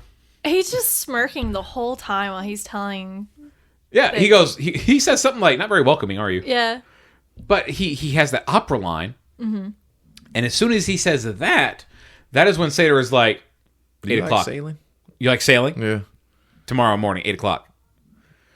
And he leaves. And before he leaves, I don't know why the fuck he does this, but he walks over to Kat and he kneels down and he kisses her on the cheek. Yep. It's like, dude, stop. Just to goad him. That's all it was. He is very bold. Mm-hmm. This man is a cold-blooded killer. And but he's also playing with this woman. Like, he's got to manipulate the situation a little bit. And as we learned, he's already manipulated her because he lied about destroying the painting. Mm. True. I think it's the next morning before they go sailing where Sator reveals that he still has the painting because she sits down to eat and he's got a plate with a cloche on it and they pick the cloche up and it's the painting. he goes, yeah, something told me I should probably have that removed from the vault. You thought you were onto something there, huh? Oh, so that painting was terrible. Mind you, was that the actual painting on that plate? I think it was the forgery that she said was real, and he bought. So that's the thing that he's using to blackmailing blackmail her Yeah. with. Exactly. So she didn't just pick it up and take it. Throw it into the water. Put a knee through I was like, it. this could not be the actual thing he's blackmailing her with, because she could just be like, "Oh, damn, you mean this painting Or was it right like a here?" picture of the painting? It had to be a picture. maybe of it or maybe there's more than one. Throwing Like it maybe there's into multiple the different fire. paintings. Yeah, I Because don't know. Jeremy's like, she could have solved her problem Yeah. right then and there. But I'm like, that can't be the actual thing he's blackmailing her with, sitting on this table, because she could just chuck it. The problem is Over the side she of it. is a little dumb because she had so many opportunities to solve her problem and yet does not. And Well- does them or tries to do them at the wrong time. Yes. Well, yes. let's say this. She solves her problem Yeah. Yeah. eventually. Eventually, She wasn't supposed to, though. 6 times too late. Well, you know, maybe she didn't want to become a murderer just yet. she She just wanted to wait 2 weeks later plus going back. she quite literally later jumps the gun. But we'll get there. Yeah. We'll get there. It might have already happened. We don't know. Yeah, I'm moving backwards through this podcast. I don't know what the hell y'all are doing. We're stopping, going back, and going forward many times. Just like our movie. We're circling back. All we gotta do is learn how to talk backwards, which a lot of the cast members of this movie learned how to do. Forgot to mention that. Oh, when they go through the scenes and they're all like, yeah. In some of the scenes where they're inverted, and what's the opposite of inverted? Reverted? Verted? Verted? Unverted? Unverted? And some of the scenes where they're moving Inverted? forward. In some of the scenes where the characters are moving forward, are hearing inverted characters speak, those are actual actors speaking their dialogue in reverse. They couldn't have just recorded it and rewinded it? They could have. They could have. They could have, But they didn't. There's a behind the Hey. scenes thing I saw where they're doing the interrogation scene a little bit later, where Kenneth Branagh is on one side of the glass, Yeah. Satyr, and protagonist is on the other. Right. He had a poster board with his lines written out backwards and how to pronounce it in reverse, Nice. just below, so you Yeah. can't see it. So as he's doing that, he's actually speaking backwards. That's commitment. That is, yeah, that's neat. In Estonian accent, too. With an Estonian accent. Yeah. Because he's actually he's English or Welsh. I forget. But With he's the not last Estonian. name Brenna, I'm going to guess Welsh. Could be. Well, they go sailing on these catamarans and they're racing. Wait, This shit looks hard as fuck. was he beating her yet? Threatened to beat her yet? No. Oh, okay. No, that happens that night. Gotcha. Okay. Because when they're on, it does look hard to sail these catamarans. Yeah. These are also apparently the fastest sailing boats in the world. That explains it, because you're jumping sides. Well, they have the three of them on the boat. It's Cat, Satyr, and Protagonist. And Protagonist is working like this arm, like pedal. And what does that control? I have no idea. Does it control the sail? might. I would guess. Or was that what she was controlling? She was steering. Okay. She was probably controlling the not the oar. I know what you're... I can't think of nautical We're terms all both of a doing sudden. the motion. Yeah, that. And then And then what's Satyr doing? Because He he's might- just in the middle. He's might just be chatting. he might be controlling the sail. Okay. But I don't know. I know nothing about catamarans. I felt so bad for Protagonist because he's just like... He's really pedaling. Pedaling going his in. heart out. Pedal, And then- mama, pedal. And then Satyr's just like, yeah, we're going to have a conversation while we're doing this. And I'm like, holy fuck. I'd be And- like... And not just that, they're jumping from one side of the boat to the other. When they're, depending on what turns they're making, they're hopping over to the other side. This is not the type of sailing I would want to do. Not even a I little want to bit. be laid out on a deck. Put me on a yacht. Right? Yeah. But they're explaining everything. And then these are the ones that work with the swells, correct? Yes. I guess. Yeah, because they have the little thingy, the buoy, to bounce them up. Yeah, and it bounces up and down with the swells of the... Anyway. To keep it level it- instead. It looks neat. Don't want to do. Very exhausting work. Maybe once. No. Jerry just no. But they're talking about the plutonium. They're talking about the thing that happened at the opera 2 weeks ago. And while they're having this conversation, kind of, I can help you get this plutonium, blah, blah, blah. Oh my god, this dumbass bitch. Kat Attempt number 1. tries to kill Sator by cutting him loose, and he just flies off the boat. And protagonist whips the boat around. He's like, no, we kind of need to keep him alive. But she doesn't say this to her at this point. Right. And he goes out and he saves him. He's unconscious, face down in the ocean. And then she's like, you can't turn this type of boat around like that. And he's They're like, not made to turn that watch fast. me. Yeah. Oh, man. You can, hear the boat creaking. It's like, stop it. I'm not made to do this. No. But also, one thing I've learned about Sator from this movie is if he's on a boat, he's going to end up face down. Like, that man cannot That is see. true. He's going in the water. He cannot seem to figure out how to not drown. Well, to be fair, when he goes in the water later, he definitely did not drown. True. And, well, that was gnarly. But they get back on the yacht, and Kat comes to see protagonist, and she's rightfully pissed off. She's like, why'd you save him? He could have died. We could have been done with him. And he goes, no, I need him alive. Also, yes, I lied to you about destroying that painting. But he's also like, you had 2 weeks before now to kill him. We need him now. This is on you, not me. You fucked up. Don't blame But me. she did, though. He's like, I just got here. Yeah. You've been here for years. It's like, you had many opportunities, Sam. Just saying. Well, he has the balls to tell her, well, trust me. And she goes, how? That's fair. And one of the goons comes knocking on the door, and he has the line of, well, Mr. Sator wants to see you. He goes, right now without pants on? And the goon is kind of like, looks down. Yeah, get dressed. And he gives Kat a gun that she does not use. Despite many of opportunity. And he has another gun that he pulls out later. But Sator calls him to his office, and he's getting checked by his doctor. And he's like, I got a good heart rate for a man my age. He tells protagonist to drink with him, and this is where they come up with a plan. Like, look, I know how to steal the plutonium you want, but I need your resources to get it. I need vehicles, big vehicles, and if you give me this, I can help you steal this plutonium. What are they stealing from the Libyans in Back to the Future? Plutonium. Oh, okay. Maybe that's where. Doc stole plutonium for the Libyans because he said he'd make them a bomb, but he gave them a bomb casing full of pinball parts. Is plutonium related to time travel? Is that a? I think it's more just It's a nuclear yeah. component. It's Okay. It's a bunch of science fiction gobbledygook. no, I think it's legitimate. Beg your pardon? Like plutonium. Yeah. Yeah, plutonium's real. Yeah. I'm saying time travel's not. Oh, okay. I thought you were saying. I mean, that. it could No, be. plutonium very real. Yeah. I'm saying they just use it for time travel nonsense. Well, he was talking about making a bomb. So With the Well, because at Libyans. this point they think it is a bomb. yeah, They still think it's a bomb. it's a good cover. Mm-hmm. So what are you acting so secret with plutonium? Like, okay, little did he know it was actually time travel shit. A little wibbly wobbly, timey wimey. Yeah. And this is the part where Sator tells his backstory to protagonist. That a nuclear warhead exploded in his town, Stalsk 12, when he was a teenager, and he was hired to clean it up. No one else would do it because it was essentially a death sentence. And while he was doing this, he found something. These towns, are these pre-Berlin Wall? I would imagine. Okay. So, like, 'Cause Yugoslavia is he still was existing. a teenager. Okay.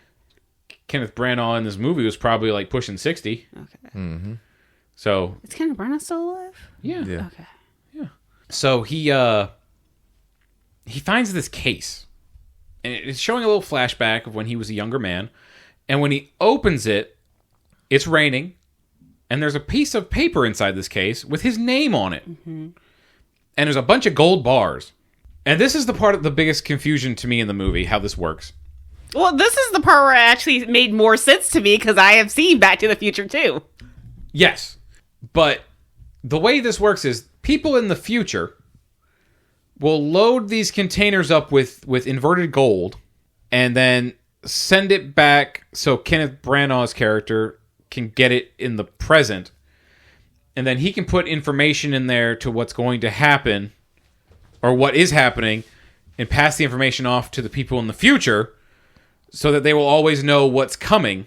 And I was just lost as how the gold gets back in time. What do you mean? How are they sending it back? Like, you would have to invert the gold and carry it back for like 30 years. Yeah, maybe just they bury just it. put it into place and then... Yeah, you bury it. You invert the gold, you go to a place, and I guess you're just like, oh, you have to wait. That's what I'm saying. Yeah, Yeah. so somebody had to wait. Yeah, so someone had to have gone back and just spent... It's like Rory. When he didn't want to leave Amy, so he waited those 1,000 years through the time to Carter. So that's what that is. I got all that. Okay. Yeah, so they obviously it's not one person. But it's Right. like a timeline, Yeah, probably they got a people. whole team of people. Like working. a family of just people who are designated to watch this one Like, spot. because you can't invert the spot, you can just invert the gold. Right. Yeah. But you would still have to take it and bury it, and that's where I was getting lost. I didn't understand how we were passing these containers off, because it was almost like instantaneous. He Right. could bury one with information. The people in the future get it. That part I get. But it's the working backwards part. I guess I should really go back to the beginning of the movie where they said, don't think about it. Yeah. But this they- is the biggest thing to me that was like, how does this work? I'm very lost. They actually have to wait an equal amount of time going that way, because they explained that the time travel is not actually, you're not like traveling through time, so it moves at the same pace. Just the opposite direction. Yeah, so it's just in the opposite direction. So you'd actually have to wait however many years it was to when dude was a teenager to get him this stuff.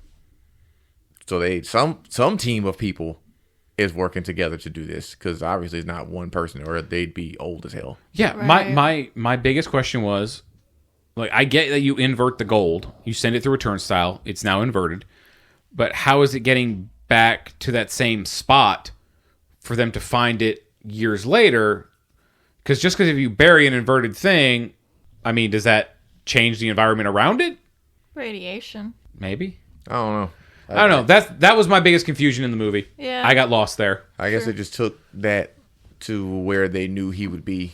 30 years before. They're like, he's going to be here in this area searching for nuclear material. Yeah. So him and, like, what was it, one other guy? Yeah. That he kills. Yeah, that he kills. They were in there searching for it. So when they find the thing that whoever it was put there, he saw his name on it, and I guess they had instructions and shit. Yeah, because that's how He gave Biff the sporting almanac. the sports almanac. Yep. So, but that's how he made his fortune. He found this buried container while they were cleaning up a nuclear disaster. Had instructions to him in this crate with all this gold. Boom, that's how he got his wealth. And he basically explains this to our protagonist.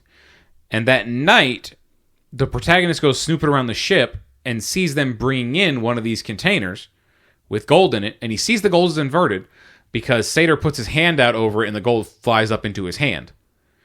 And then one of the guys that works for him tried to steal one of the pieces of gold. Protagonist is watching all this through a window. And Sator gets the gold back from the guy and then kills him with it. Yep. Yeah. Just beats the snot out of this guy. And they find protagonist snooping. And again, perfect opportunity to just kill him. Just be done with it. Get this problem out of the way. But he's got that James Bond charisma. I don't know. Let's see how this plays out. Let's leave him alive. Let's see what could go wrong. Yeah. Well, he did need him to steal the He tells him that. plutonium. He's like, look, I can still steal this thing for you. I was just being nosy. And that's when he was asking for the trucks and stuff. And he's like, and he just tosses him the gold bar that's covered in blood. Yep. That the guy tried to steal.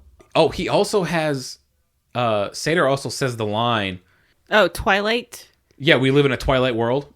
He says that to him here. And oh boy, it's like, I don't know what that means. Protagonist does not respond with the phrase because he doesn't know why he's saying it. Right.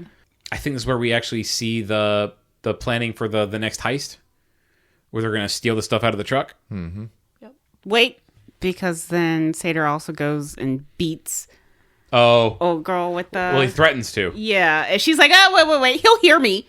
This is fucking heinous too, Yeah. because she hides the gun in her jewelry box, and he comes in and takes off his cufflinks, and then he's taking off his belt, which many a movie I've seen someone beat someone with a belt. But he takes it to another level. And puts the cufflinks in the holes. Yeah. That's fucking heinous. Yeah. And she has the line, if you hit me, I'll scream and he'll come running. And the reason that these two have such animosity toward each other is for reasons neither of them understand. He thinks she's having an affair, and she thinks he was having an affair because she mentions on the day when they were in Vietnam, when she came back to the boat with her son Max, she saw a woman diving off the boat, and she thought it was one of his affair partners. Yeah, his mistresses. Mm-hmm. And she was like jealous of that kind of freedom. Right. So she thought she's going to spite him, even though he's not having an affair, and she is not having an affair. And this is all 2 weeks ago. This was 2 weeks ago. So all their animosity is because of a misunderstanding. And the painting. And the what? And the painting, yes. And the painting. And not letting her see her son. And the painting, yes. So that plays into this almost beating scene, which luckily does not happen. Because I was concerned.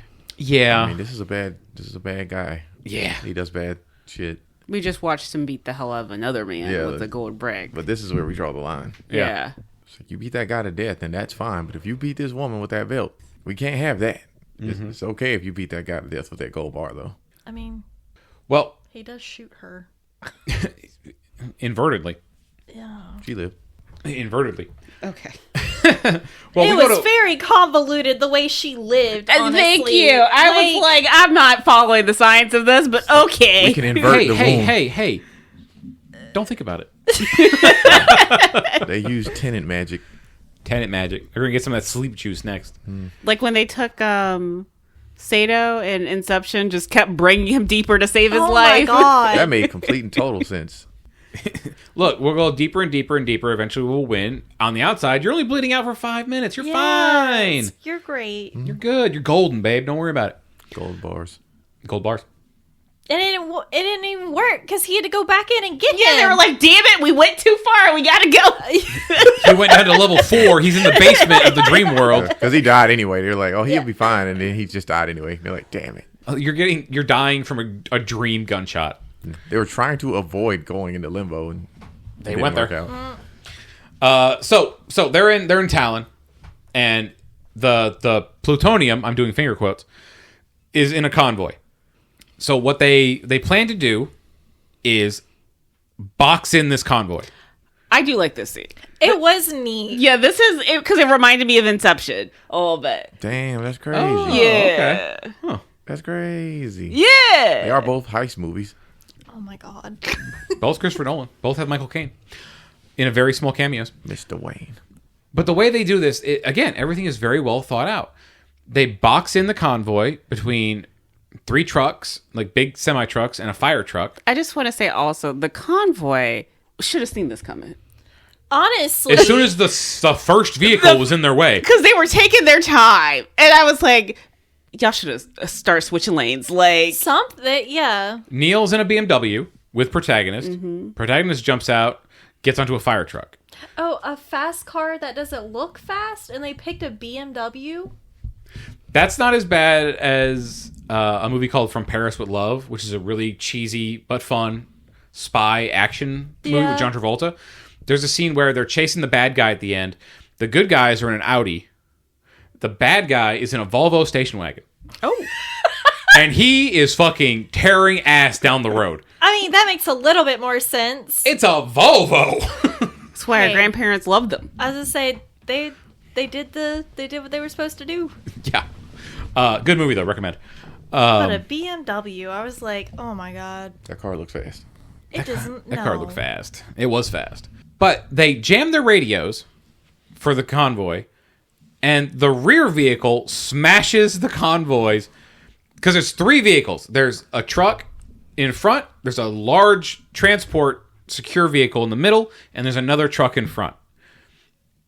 And they pin them all together like an accordion, and they're still pushing them down the road. Like, that convoy wasn't asking enough questions, because, like, when he realizes what's happening, it's too late. It's too late. And I'm just like, the moment that car got in front of you and the other one got on the side and you still had that opening, go. Nah, they weren't expecting anything to happen. It was just another day on the job. Nobody expects to get robbed.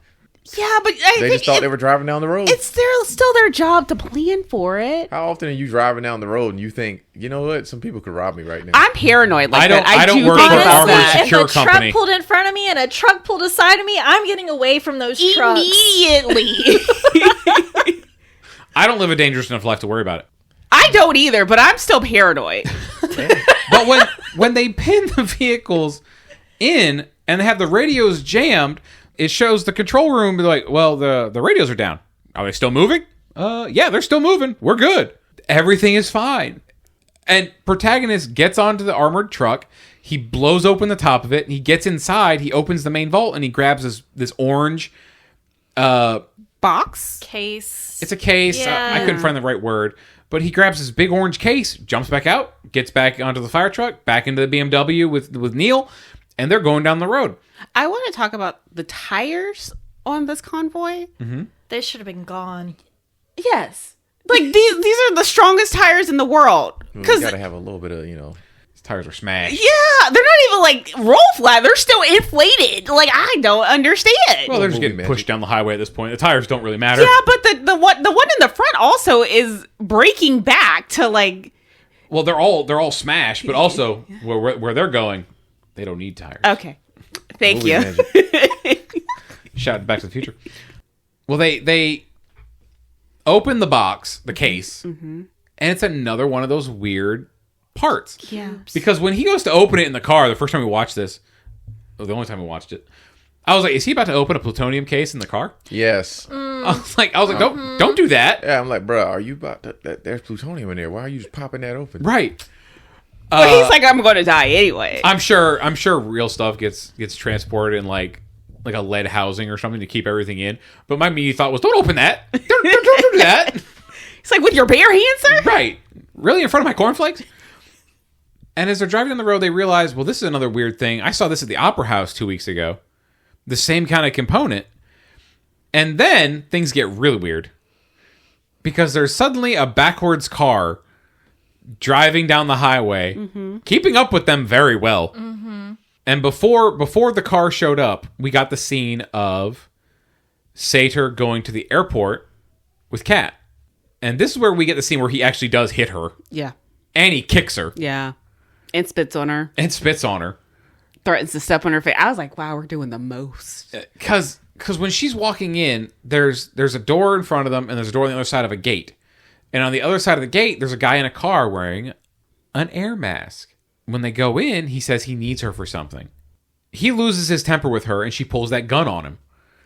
And he manages to get the gun away from her, proceeds to beat her around a little bit. Well, because he's like, you won't shoot me because... Something about despair in her eye. He's like, You're not angry enough. you're not angry. It's despair. Yes. And he's right. She can't do it. Yeah. He gets the gun, hits her, Waylays her. kicks her, spits on her. They had to cut a couple seconds of this scene out to show it in the UK. The actual part where he does kick her, the UK was like, no, let's not do that. We must have watched that one because I didn't see the actual kick. Oh, yeah. You Yeah. kicked the was hell some- out of her. There were some cuts there where you can't really... Yeah. I thought he kicked her twice. You was zooted because you don't know. I mean, I don't think you see the actual kick, but Yeah, that's what I You was just know that saying. he kicked her. You know he kicked her, Yeah. but they did cut that a couple of... Yeah, no, pieces of that out. he oh, okay. FIFA fan number one right there. Yeah, it was raw. I was like, God damn. I gotcha. Well, I guess. And she's Yeah. like, just whimper. I was like, girl, you should have shot him when you had that chance. Legit. If Right. you want to pull a gun, use it. Right? If you go and threaten it, follow through. Chekhov's gun that we don't get to use. Well, he goes into this little room and he goes, tell me everything that happens as it's happening. And we learn he's in a turnstile. But he's waiting for the events of the heist to play out so that he can invert himself and go back and make sure it goes the way he wants. Because they bring they have the case. The car comes up beside them on the highway that is clearly inverted. Sator's inside. He rolls down the window, has a gun to Kat's head. Kat in this moment is very, very important to point out. She is not inverted Right. because she is not wearing an air mask. And he's counting down backwards. He's going to shoot her. So for him, he's counting forward. Yeah. They throw the case. It bounces off of another car, and Sater, I believe, catches it. It bounces off another car, and I don't think there's anybody in this car. Because when it pans forward to all three of them, I'm looking and I'm like, there's no one in that car. Well, to be fair, we learn later there's a short king driving it. Yeah. So we can't see him. Oh my gosh. But A short king that's only 2 inches shorter than you. yeah, short king. But as they're driving down the highway, we see that there's a car in front of them that is already flipped over. And as they're getting closer to it, it unflips. And that is now the car that is between them. Gosh, this is the part where you talked about her trying to hit the brakes. Because Sater and his guys get out of the car and get into a different car. Yeah. Leave her in there. yeah, she's panicking. Rightfully so. Right? She's also got her hands restrained behind her. Yes. But she like reaches it, unlocks the door. The door flies open, but she makes no move to try to get out of the car. Was she gonna... She has no hands. She can't do much. Her legs are still free. She just grabs on to the other car with her legs. I don't know. She's on top of it. Just go. You wanted her to, like, roll out? Maybe? Yeah, but then... Roll out into his car? Something. Neil could have ran her over, though. I feel like we weren't trying hard enough to get out of the car. I think she opened the door for him to get in the car. Did she not? She did, and Yes. he does. Yeah. He takes a little too long. Yeah. But he gets in the car. He manages to hit the brakes. The car comes to a stop. They're fine. I love how With his fingers. Yeah, I was like, fingers was the first option to go to for the brakes, not the let me get in, jump to the front, and use my foot. Well, they didn't have a lot of There time. wasn't because they were going to run into the pile of cars. He okay. literally had to just dive into the He fucking- dove Yeah. in. But also the finger strength. This man's grip strength is I insane. am impressed. I'm happy for his wife.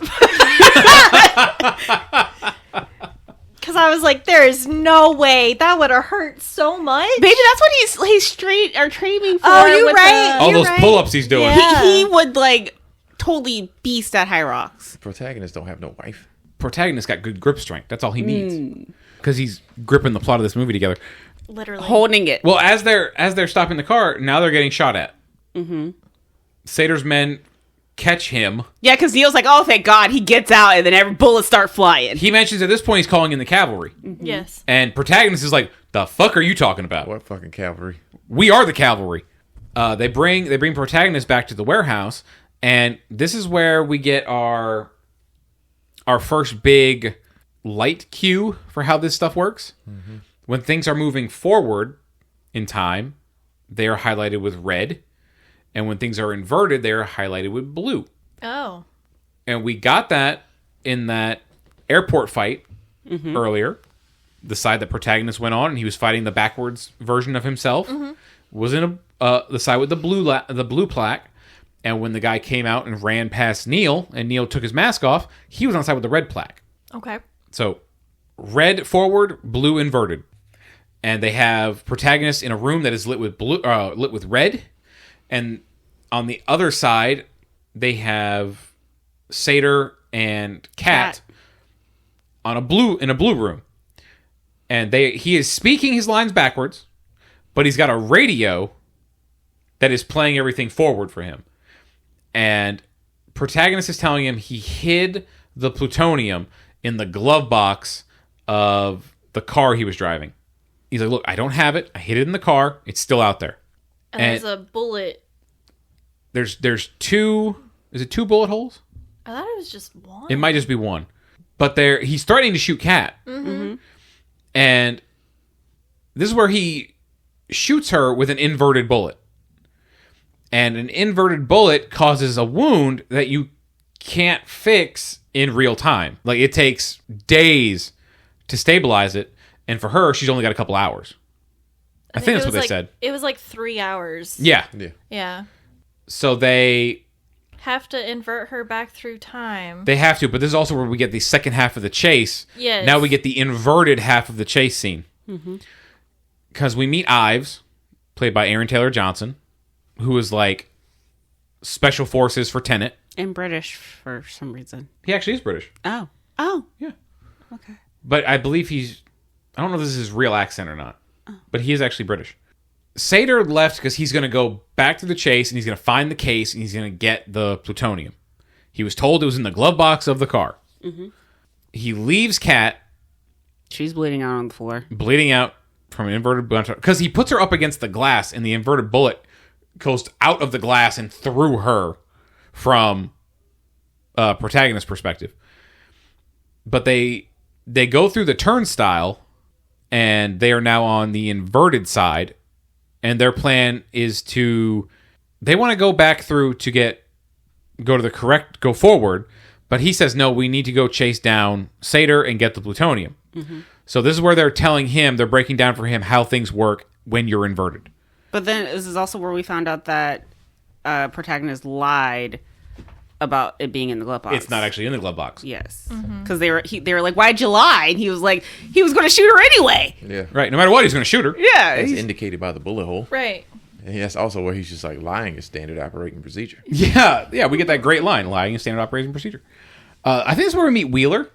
Yes. And Wheeler is played by Fiona Dwarf. She is the daughter of Brad Dwarf, who is the voice of Chucky.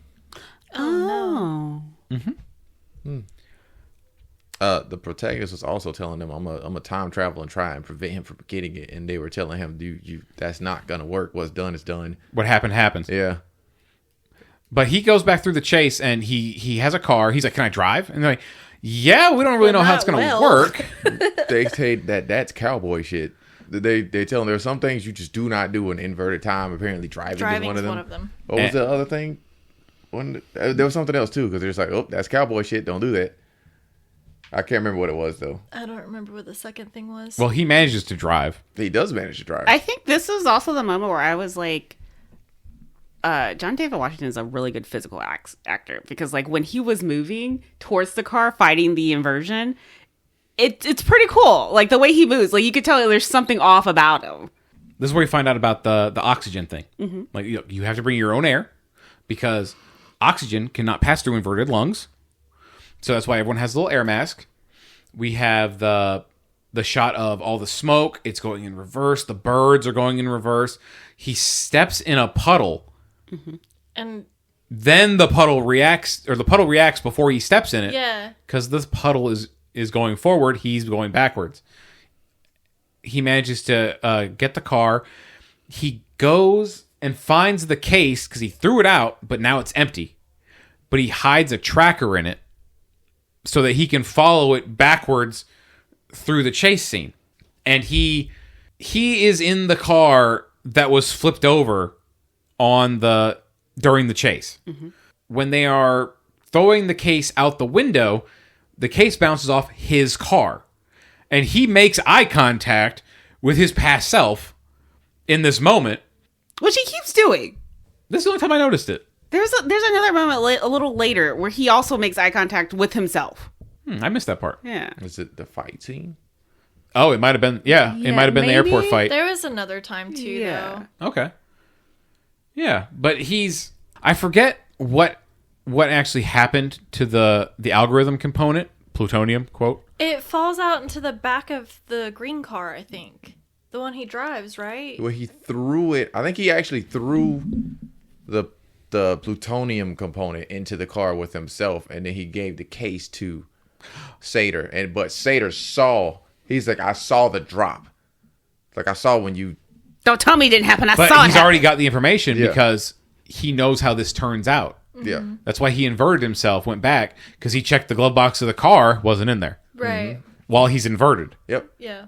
He's like, you lied about the. You lied about the thing. Yeah. So. And he's like, where is it really? Because he walks up when the car gets flipped over.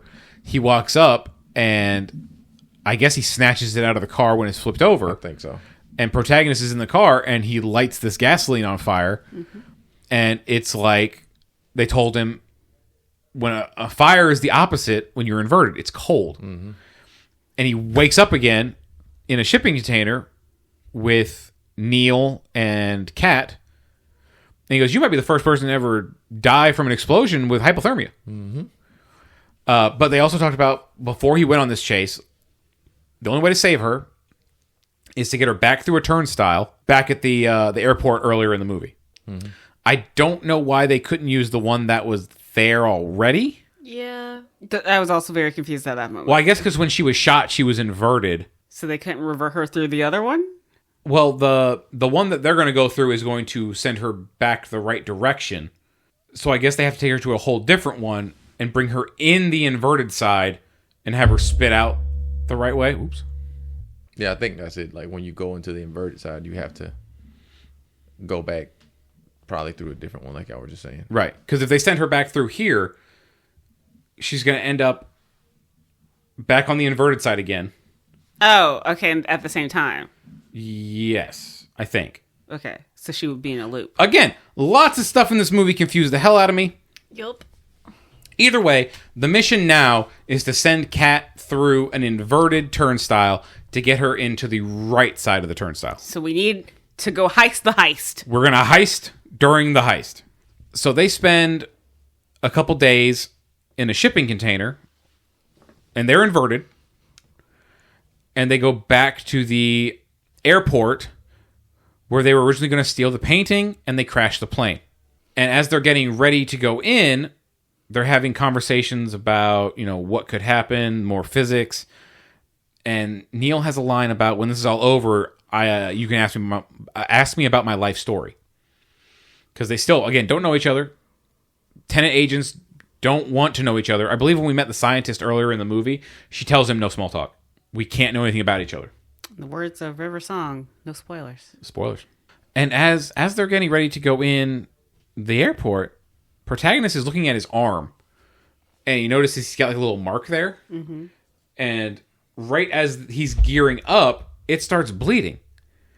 And this is where he realizes, I stabbed myself earlier in the movie. In the arm. Because he's got a hole in his uniform now. And he's bleeding from that spot. And this is very cool because they're now moving forward and everything around them is now moving backwards. Mm-hmm. They get to the door and the engine of the plane explodes and it blows the protagonist through that opening in the door right where their fight ended. Mm-hmm. Yep. So now he's pinned to the floor and his past self has the gun pointed at him and they go back through the fight inverted. Yep. And he manages to shoot the gun at the glass, and he's very smartly trying to empty the gun so that he cannot hurt himself. Because every time he shoots, it's when the protagonist's head is very clearly out of the way, and then he takes the gun apart, he jumps into the turnstile, pops out the other side, so now he's going the right direction, and his distraction is so that Neil can come in with Kat, and he can send her through the turnstile, and now she is going the right way, and they jump in an ambulance and they drive off. And you actually see this ambulance driving away when they first do this earlier in the movie. You can see all this happening in the background, apparently. I didn't notice any of it. Yeah. I feel like this movie could be good on the second watch. Yeah, now you know what to look for. Yeah. This was my second time watching the movie. Oh, okay. Yeah. We watched it a little late, so we only watched it once yesterday. And then we watched a bunch of videos explaining it, so I have a better grasp of it. Yeah. It's hard to tell the story of it in order, though. At some point in here, the protagonist goes back to talk to Priya again, several times. Mm-hmm. But one of them is before... I think the third time he goes to see her, for us, is her second time seeing him. Because there's a scene where they're walking around like it looks like a temple. She's wearing all white, and her hair is up. Yep. And there's another scene where they're walking down just a street, and her hair is down. Which I believe is their second conversation that we see. Mm-hmm. But for her, it's their third conversation. Okay. When he goes to talk to her his third time, he has to tell her not to tell the guy, his past self, all the details. I don't want you to tell me everything. That's going to fuck this up. Right. That's another thing that confused the hell out of me in this movie. Because you don't know exactly... There's nothing that tells you what day anything is happening. Nope. But again, his third time talking to her is her second time talking to him. This is where they come up with the realization of what Sater is going to do, I believe. Mm-hmm.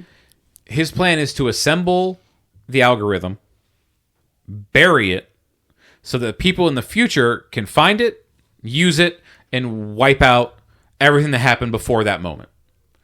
And the way he intends to do that is by killing himself. It's like a dead man switch. When he dies, the explosion happens, the algorithm gets buried, and that is the sign to the people in the future that it has happened. Mm-hmm. It is ready. It's there in their hands now.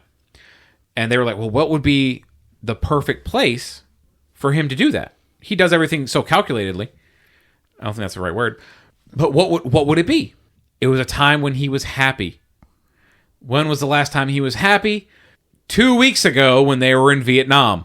Isn't he also dying? Yes. Yeah, pancreatic Forgot to mention that. He's got pancreatic cancer. Yeah. Is it pancreatic or is it prostate? Just pancreatic. Oh, okay. Pancreatic. Yes. He got that from his work Radiation. with the radiation. Which They is told him it was a why death he's sentence. so obsessed about his health. So obsessed about his health. Right. So they realized, all right, we have to go back 2 weeks to Vietnam. We have to get Kat to distract him, and we have to find a way to get in and get the algorithm. The explosions that Sir Michael Crosby told him about earlier in the movie that they saw in Vietnam is actually the end of our film that we're about to jump into. Mm-hmm. The movie starts and ends on the same day, just 2 weeks apart. It's a very long month for the protagonist. It's a very long month. Because while you're inverted, time is still going by for you. Mm-hmm. You're still aging and everything. Right. You just happen to be going the opposite direction until you're reinverted again, and then you are now in that moment. God, there was something else I was going to say. It was when they were doing the chase on the highway, they did what they called an inverted pincer maneuver. Temporal pincer. Temporal pincer maneuver, thank you. Where it's like, we kind of already explained how it worked, just didn't mention the name of it. Where everything plays out, the people in the present get the information, they invert themselves, and they go back through and they do the same operation on both sides. You have someone moving forward in time, and you have another team moving inverted in time for the same goal. And that's what they plan to do at the end of the movie. So they send Kat in to distract herself, or distract Sator on the boat, while she and Max are in Pompeii. And the protagonist and Ives are going to be on the strike team. They are on the red team, who are going forward through time. Our other team is the blue team with Neil. They are inverted. So they have all the inverted people inside blue shipping containers, which is a very, very interesting idea how to separate the two teams. He tells them that, Ives tells them that they are, their mission is to fail. They want this bomb to go off that's going to bury the algorithm, but we want to get the algorithm out before it happens. That way they still think they succeeded. Right. And we have to keep Sator alive because he's got the kill switch. If he dies, this thing goes off and they succeed. Yeah, it's like if his heart stops, then it all goes to shit. Yes. And Ives has the great line after the briefing of like, look, this is where we're going to attack. We want this to explode. We're going to extract at this spot. Blue team already got this meeting an hour from now. Mm-hmm. So when this is absolutely insane. It looks like a damn game of when you're playing Battlefield multiplayer. Yeah. Because there's red team and there's blue team. They're all going in different directions. There's so many people on this field. I think this is one of the cooler scenes, though, because, like, you're seeing everybody together, but everyone's seeing different things happening. Mm-hmm. But it's the same thing happening. It's pretty cool. There's inverted bad guys. There's going forward bad guys. Our two teams, one's inverted, one's going forward. But they're all affecting each other in real time. Yep. And Kat is on the boat. She sees herself and Max leave. She swims back over to the boat. She has a gun. And she's waiting for Kamir to fire a flare to give her the signal. And when she sees that signal, then she can kill Sator. And poor Kamir is like, can I do it now? And they're like, no, we're good. We're still waiting. Yeah. He's like, how about now? Oh, fuck. We're still stuck. Yeah. He's got one of the easiest jobs. Yeah. Just fire a flare. But so very aggravating, though. He's just on standby. He's just like stress holding the trigger. Say, what if they like see me out here on this little boat and just shoot me before I even get a chance? Right? Though. But like y'all, who would y'all say earlier? Just don't have no situational awareness or something like that. I think we're talking about Cat. Y'all Yeah. were talking about Cat. That's right. But also, this dude and his yacht off over here, he didn't like. Notice this random speedboat there's a 20 feet speedboat away. just chilling. Like, who's on that speedboat? Do I know that guy? He's watching us with binoculars. Like, I'm a criminal. Who's on that boat over there? I can't have people just chilling mean, on boats. That's not one of my criminals. Yeah, it's like I don't know who's blow that boat up. Shoot a missile. Blow that boat up. Shoot a missile at that boat, please. Do we have torpedoes? Yeah. Fire one. So he just for this dude to be sitting out there on this boat near his yacht seems not smart. But where were we? We were talking about cats on the boat Yep. Cats on the boat. with a silver spoon. Yes. Cats in the cradle with a silver spoon. Yeah. No, all? I got it. Sure. Something about the man on the moon or something. Yeah, Anyway. something like that. Well, she has her little goodie bag that's got her her gun hidden in it, and she stashes it under the mattress of one of the little deck chairs. In the most obvious spot, because the deck chair is now raised, like substantially. True. And she tells Sarah to sit down, and we were watching it last night. She unhooks the two bottom. The rail. The And she's like rails. nervously like spraying herself off with water, I guess, to hide the fact that she's wet. She's so bad at being inconspicuous. Yes. Like that time in the room where she like jumps in the bed like she's reading. Yeah. Like, Oh you my ain't God. fucking reading. Right before he was going to beat her with the Yeah. belt. It was like- everyone heard that. Yeah. But no, it was funny when she hides the thing under the mattress of that deck chair. We were sitting there last night, and I was like, when he sits down, he goes, "Oh, honey, is there a gun under this chair? It's very lumpy." He's like an arms dealer. You're gonna know something's there. Right. But they have kind of a sweet moment here. Yeah. Because this is the past him, but he tells her like the comment he made about her never seeing Max again. He was like, "That was stupid. It was just a dumb joke. I didn't mean that." And they have an almost sweet moment here, even though we know this cat knows everything. Mm-hmm. And the whole time this is happening, we have the siege going on in the Stalsk 12. Is it Stalsk 12? No, I thought it was Vietnam. No, Vietnam's where they're at on the boat. The yacht is in Vietnam. Yeah. Right. Okay. Yeah, so the actual fight is having in Stalsk 12. Again, the whole point is to let the explosion happen, but get the actual algorithm out.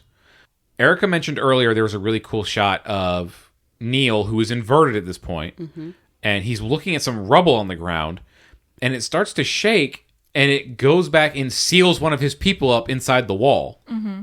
And that's just fucking frightening to think about. But it also shows that you really have to be paying attention when you're inverted. Otherwise, you're going to get like almost hit by a car. Like Neil almost gets hit by a car. Or the minefield that they run through. The landmine. Yeah. There's so much happening. And bullets. There's bullets whizzing by. Rockets, grenades, vehicles, Like, everything is How happening. do you know what you're going to run into when it's not going the right direction? That's why they were being, when he first was just like, I'm about to invert and go back and stop the plutonium deal from going bad. Mm-hmm. When the protagonist first said he was going to do that, they were like, "That's stupid. Do not do that. Like, we don't go through that door under no circumstances should you do that." And he's just like, "I'm doing it." And they're like, "Oh, okay." Cowboy shit. Yeah, Cowboy I think shit. that's when they said it. Like, that's Yeah. cowboy shit, bro. We don't do that. We don't invert. It's a bad idea. And then they proceed to invert a whole team of people later. Yeah. But anyway, Well, as they being protagonists and Ives see the tunnel that they have to go down to get inside this bunker. Mm-hmm. They run in, and as they're running in, you hear a car horn. yep. Car horn honking. Yes. Mm-hmm. And when that happened, I was like, well, that's probably important. Yeah, because I was like, that they're trying to stop them. Yeah. Not Not impede them, right. Yeah. but they're trying to save them. Because as they run in, they run right through a trip mine and collapse the tunnel. So now they're on their own. Yep. And protagonist is me like, well, let's keep going. No need to stop. He's like, we can't get out, so we can only go forward. Right. And they go all the way forward and they find a locked door. And on the floor, there's a dead blue soldier that has the little charm hanging on their bag with the orange string. Red string. Fate. And Sador's like right-hand man, this big bald goon with the knuckle tattoos, is loading up the algorithm into a case and he's putting it over a big chute that goes straight to hell as far as I know. They're underground. There's a big drop chute. And Sater tells him, or puts a radio. He has him put a radio up there, and now he's talking to them from the boat. And he's like, "Look, this was always the plan." His villain monologue. Yeah, you sly dog, you caught me monologuing. Mm-hmm. And he's like, "Look, when I am dead, all this shit gets fixed. No more problems in the world." He's like, "Look, even you're going to sacrifice your son?" He goes, "My greatest sin was bringing a child into this world." And he's just taunting them. He tells the goon to shoot protagonist in the head. And as he's about to do this, the blue soldier on the floor gets up, opens the door, gets in the way of the bullet, takes a bullet to the face. Well, I guess it happens in reverse. The bullet comes out of his face, and he's standing back and he's holding the door open. And when they come through, he goes back and he relocks the door and he runs backwards up the tunnel. Mm-hmm. So this blue soldier ran in inverted, opened the door for them, held it open for them, and then when he went to go close it, he gets shot. Right in the face. Mm-hmm. They managed to kill the goon. They shove him down the chute, which is hilarious. And he just falls forever. And the algorithm's just hanging on by a string. Because he's trying to release the other dead man. The other half of it can't get to it. They managed to pull it down and they get it out. And they mentioned earlier in the movie, anyone who sees the algorithm or sees what the package is cannot leave the battlefield. Oh. They have to die. Anyone who sees it. So, Ives and protagonist are now down here trying to figure out how to get out, and there's a bomb on the ceiling. The bomb that they want to go off, but they now have to get out. They have to get this algorithm out. While all this is happening, Neil went to the turnstile there on the battlefield, and I believe on Wikipedia they call it unverted. Mm-hmm. So I think you had it right earlier. I said that. Oh, you said that. Mm-hmm. He unverts himself, and now he is the one who is in that truck honking the horn because he saw the bald guy plant the trip mine. He's trying to get them to stop. They run in. It explodes. Now he's got to find a different way. He drives to the opening above where the explosion is going to be, and he throws a rope down to them, and he's waiting for them to climb up, and with like 2 seconds left, he drags them up. He's like, fuck it. And he manages to pull them up out of the explosion, and they're safe. And we actually see this when the inverted helicopters are first landing. We see this explosion with the Jeep pulling out of the way and him pulling the two guys out. And all this happens in 10 minutes. Right. Yeah. The blue team has 10-minute countdowns. The red team has 10-minute countdowns. They're just counting down from different ends of the same event. Mm-hmm. And it's one of those things where you don't even think about it at the time, but you saw the end of this whole ordeal right as it started. Yeah. Mm-hmm. I like, there's a line, I think it's Wheeler who says it when she's talking to the blue team. She's like, if you don't make it to this point at this time, you didn't make it back. Mm-hmm. Yeah, if you don't make it to the helicopter? Yeah. Yeah. So the three guys are now standing there above the explosion site, and Ives pulls a gun on him. And he's basically like, look, no one was supposed to see this. Wait, that was a cool shot, though, when you watch the building get, like, unexplode and then explode. Like, that is such a... I think as it's falling, it gets hit by another rocket. Yeah, and then it, like, unexplodes and... no, because it crumbles... It goes to the top, and then it explodes at the bottom? Something like that. Yeah. It's great miniature work. Yeah. I love how they use so much practical stuff in this movie. Because they actually filmed like on locations. They weren't standing in front of green screens. Right. It was real spots, real fake little buildings they were blowing up, real time travel they were using. Real fake little buildings. Real fake little buildings. And Ives is like, look, we're going to divide this thing up, and if I ever see you again, I'm going to kill you.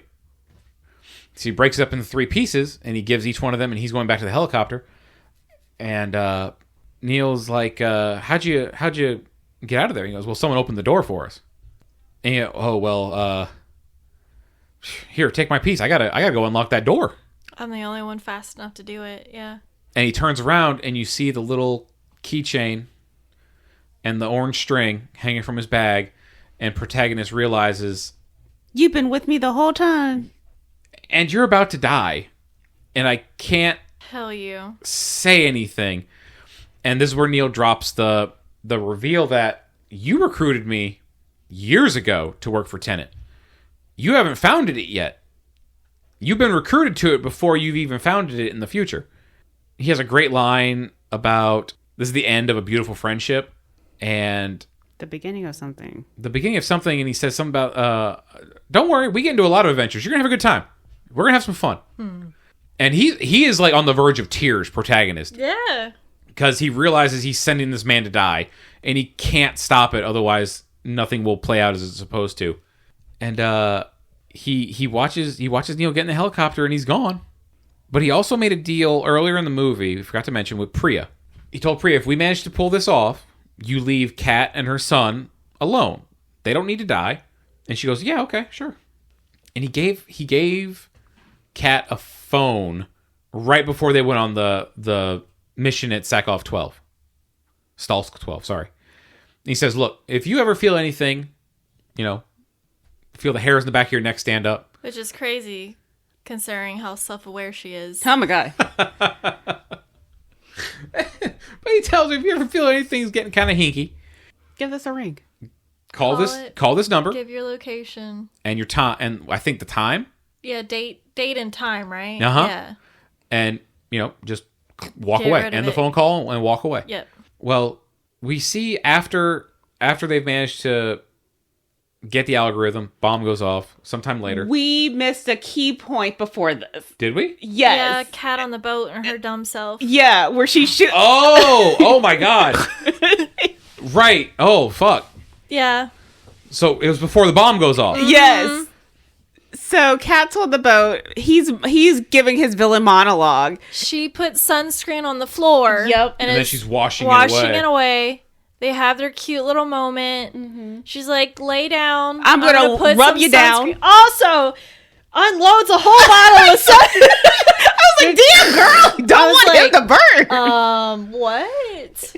And she's like, he's like, you're taking too long. She pulls the gun on him and then just shoots him. She's like, I can't do this. Yeah. I can't let him die thinking he won. Yeah, she says something.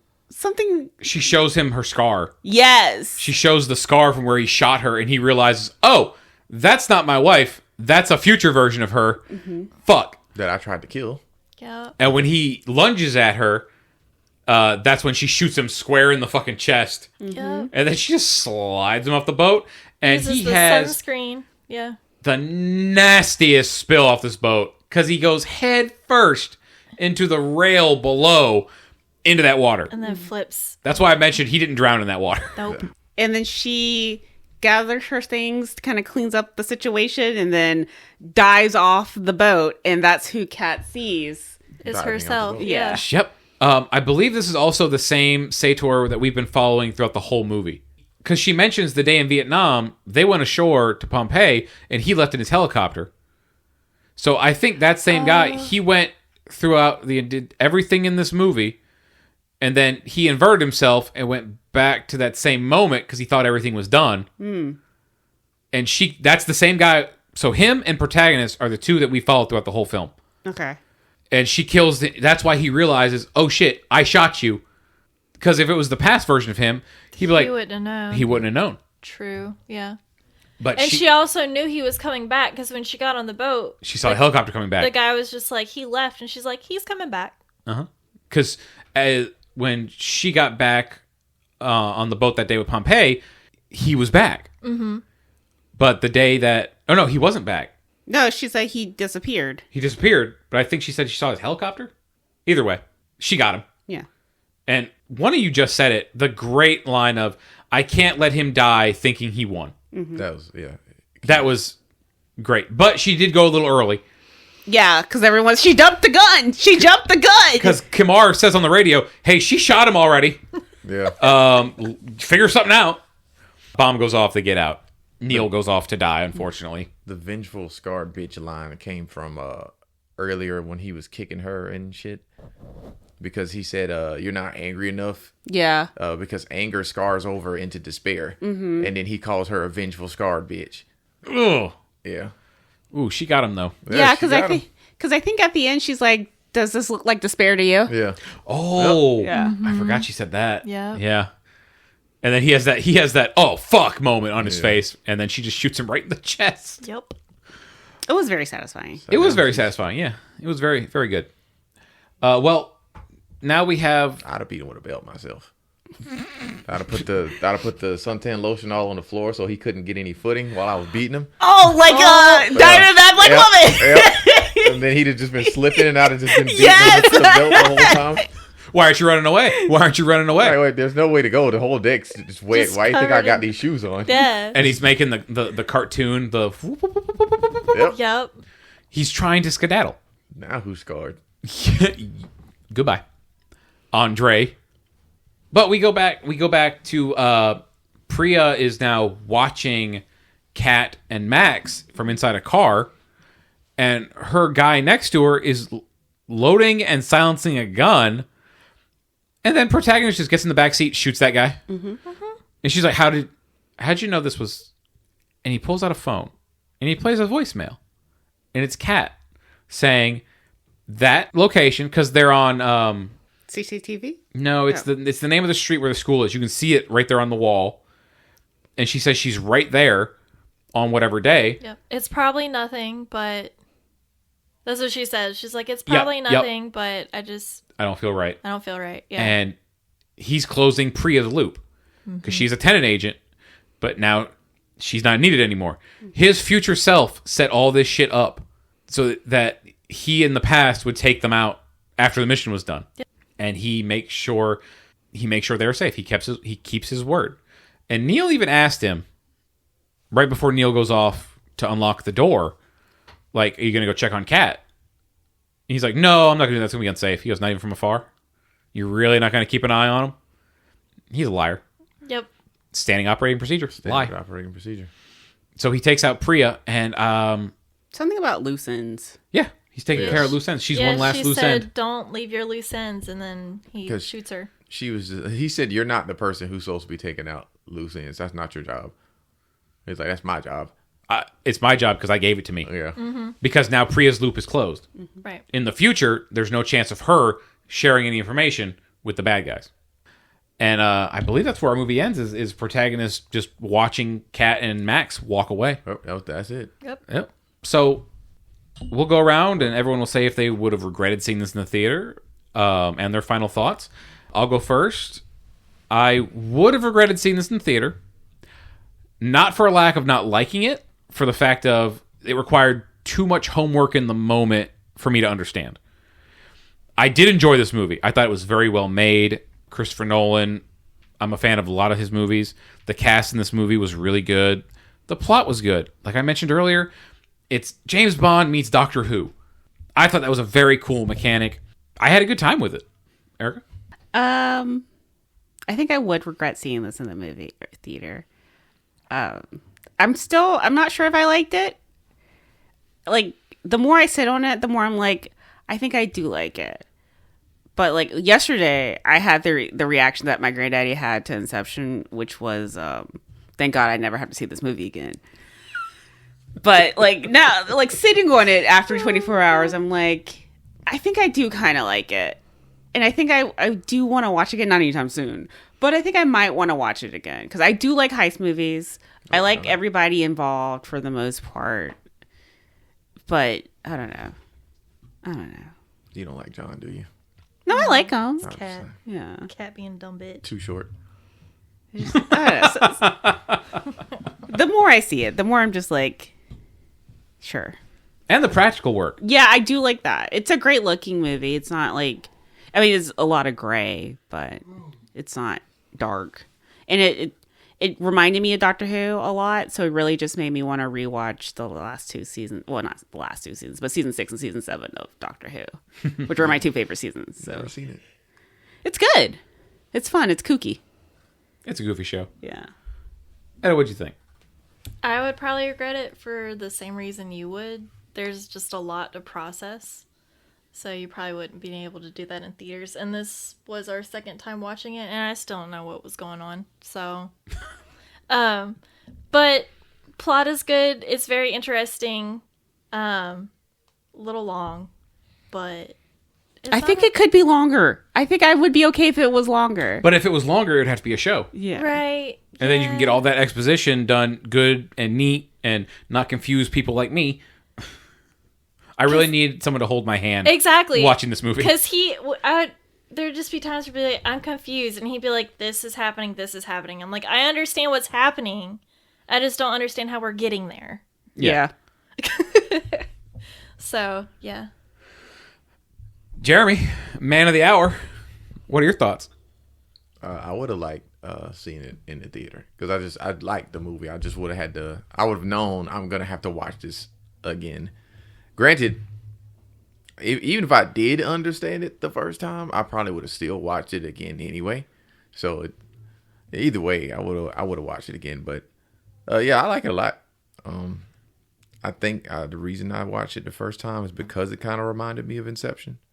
But yeah, I like everything about it, more or less. I wish they could have fleshed out some of the ideas a little more, just because you want to see more of what they're doing once you do get a grasp of it. And like y'all were saying, a lot of it, the exposition is just thrown at you. It's just crammed in there. They tell it to you really fast. So there's a lot of good concepts. You don't get enough of it, in my opinion. And I'm pretty sure it's not going to be revisited much like Inception. I definitely would rewatch this movie, though. Yeah. Like, it's totally rewatchable. Oh, yeah. It is a long movie. Mm-hmm. But, like we've all said, the concept of it is very well done. Yes. The story is interesting.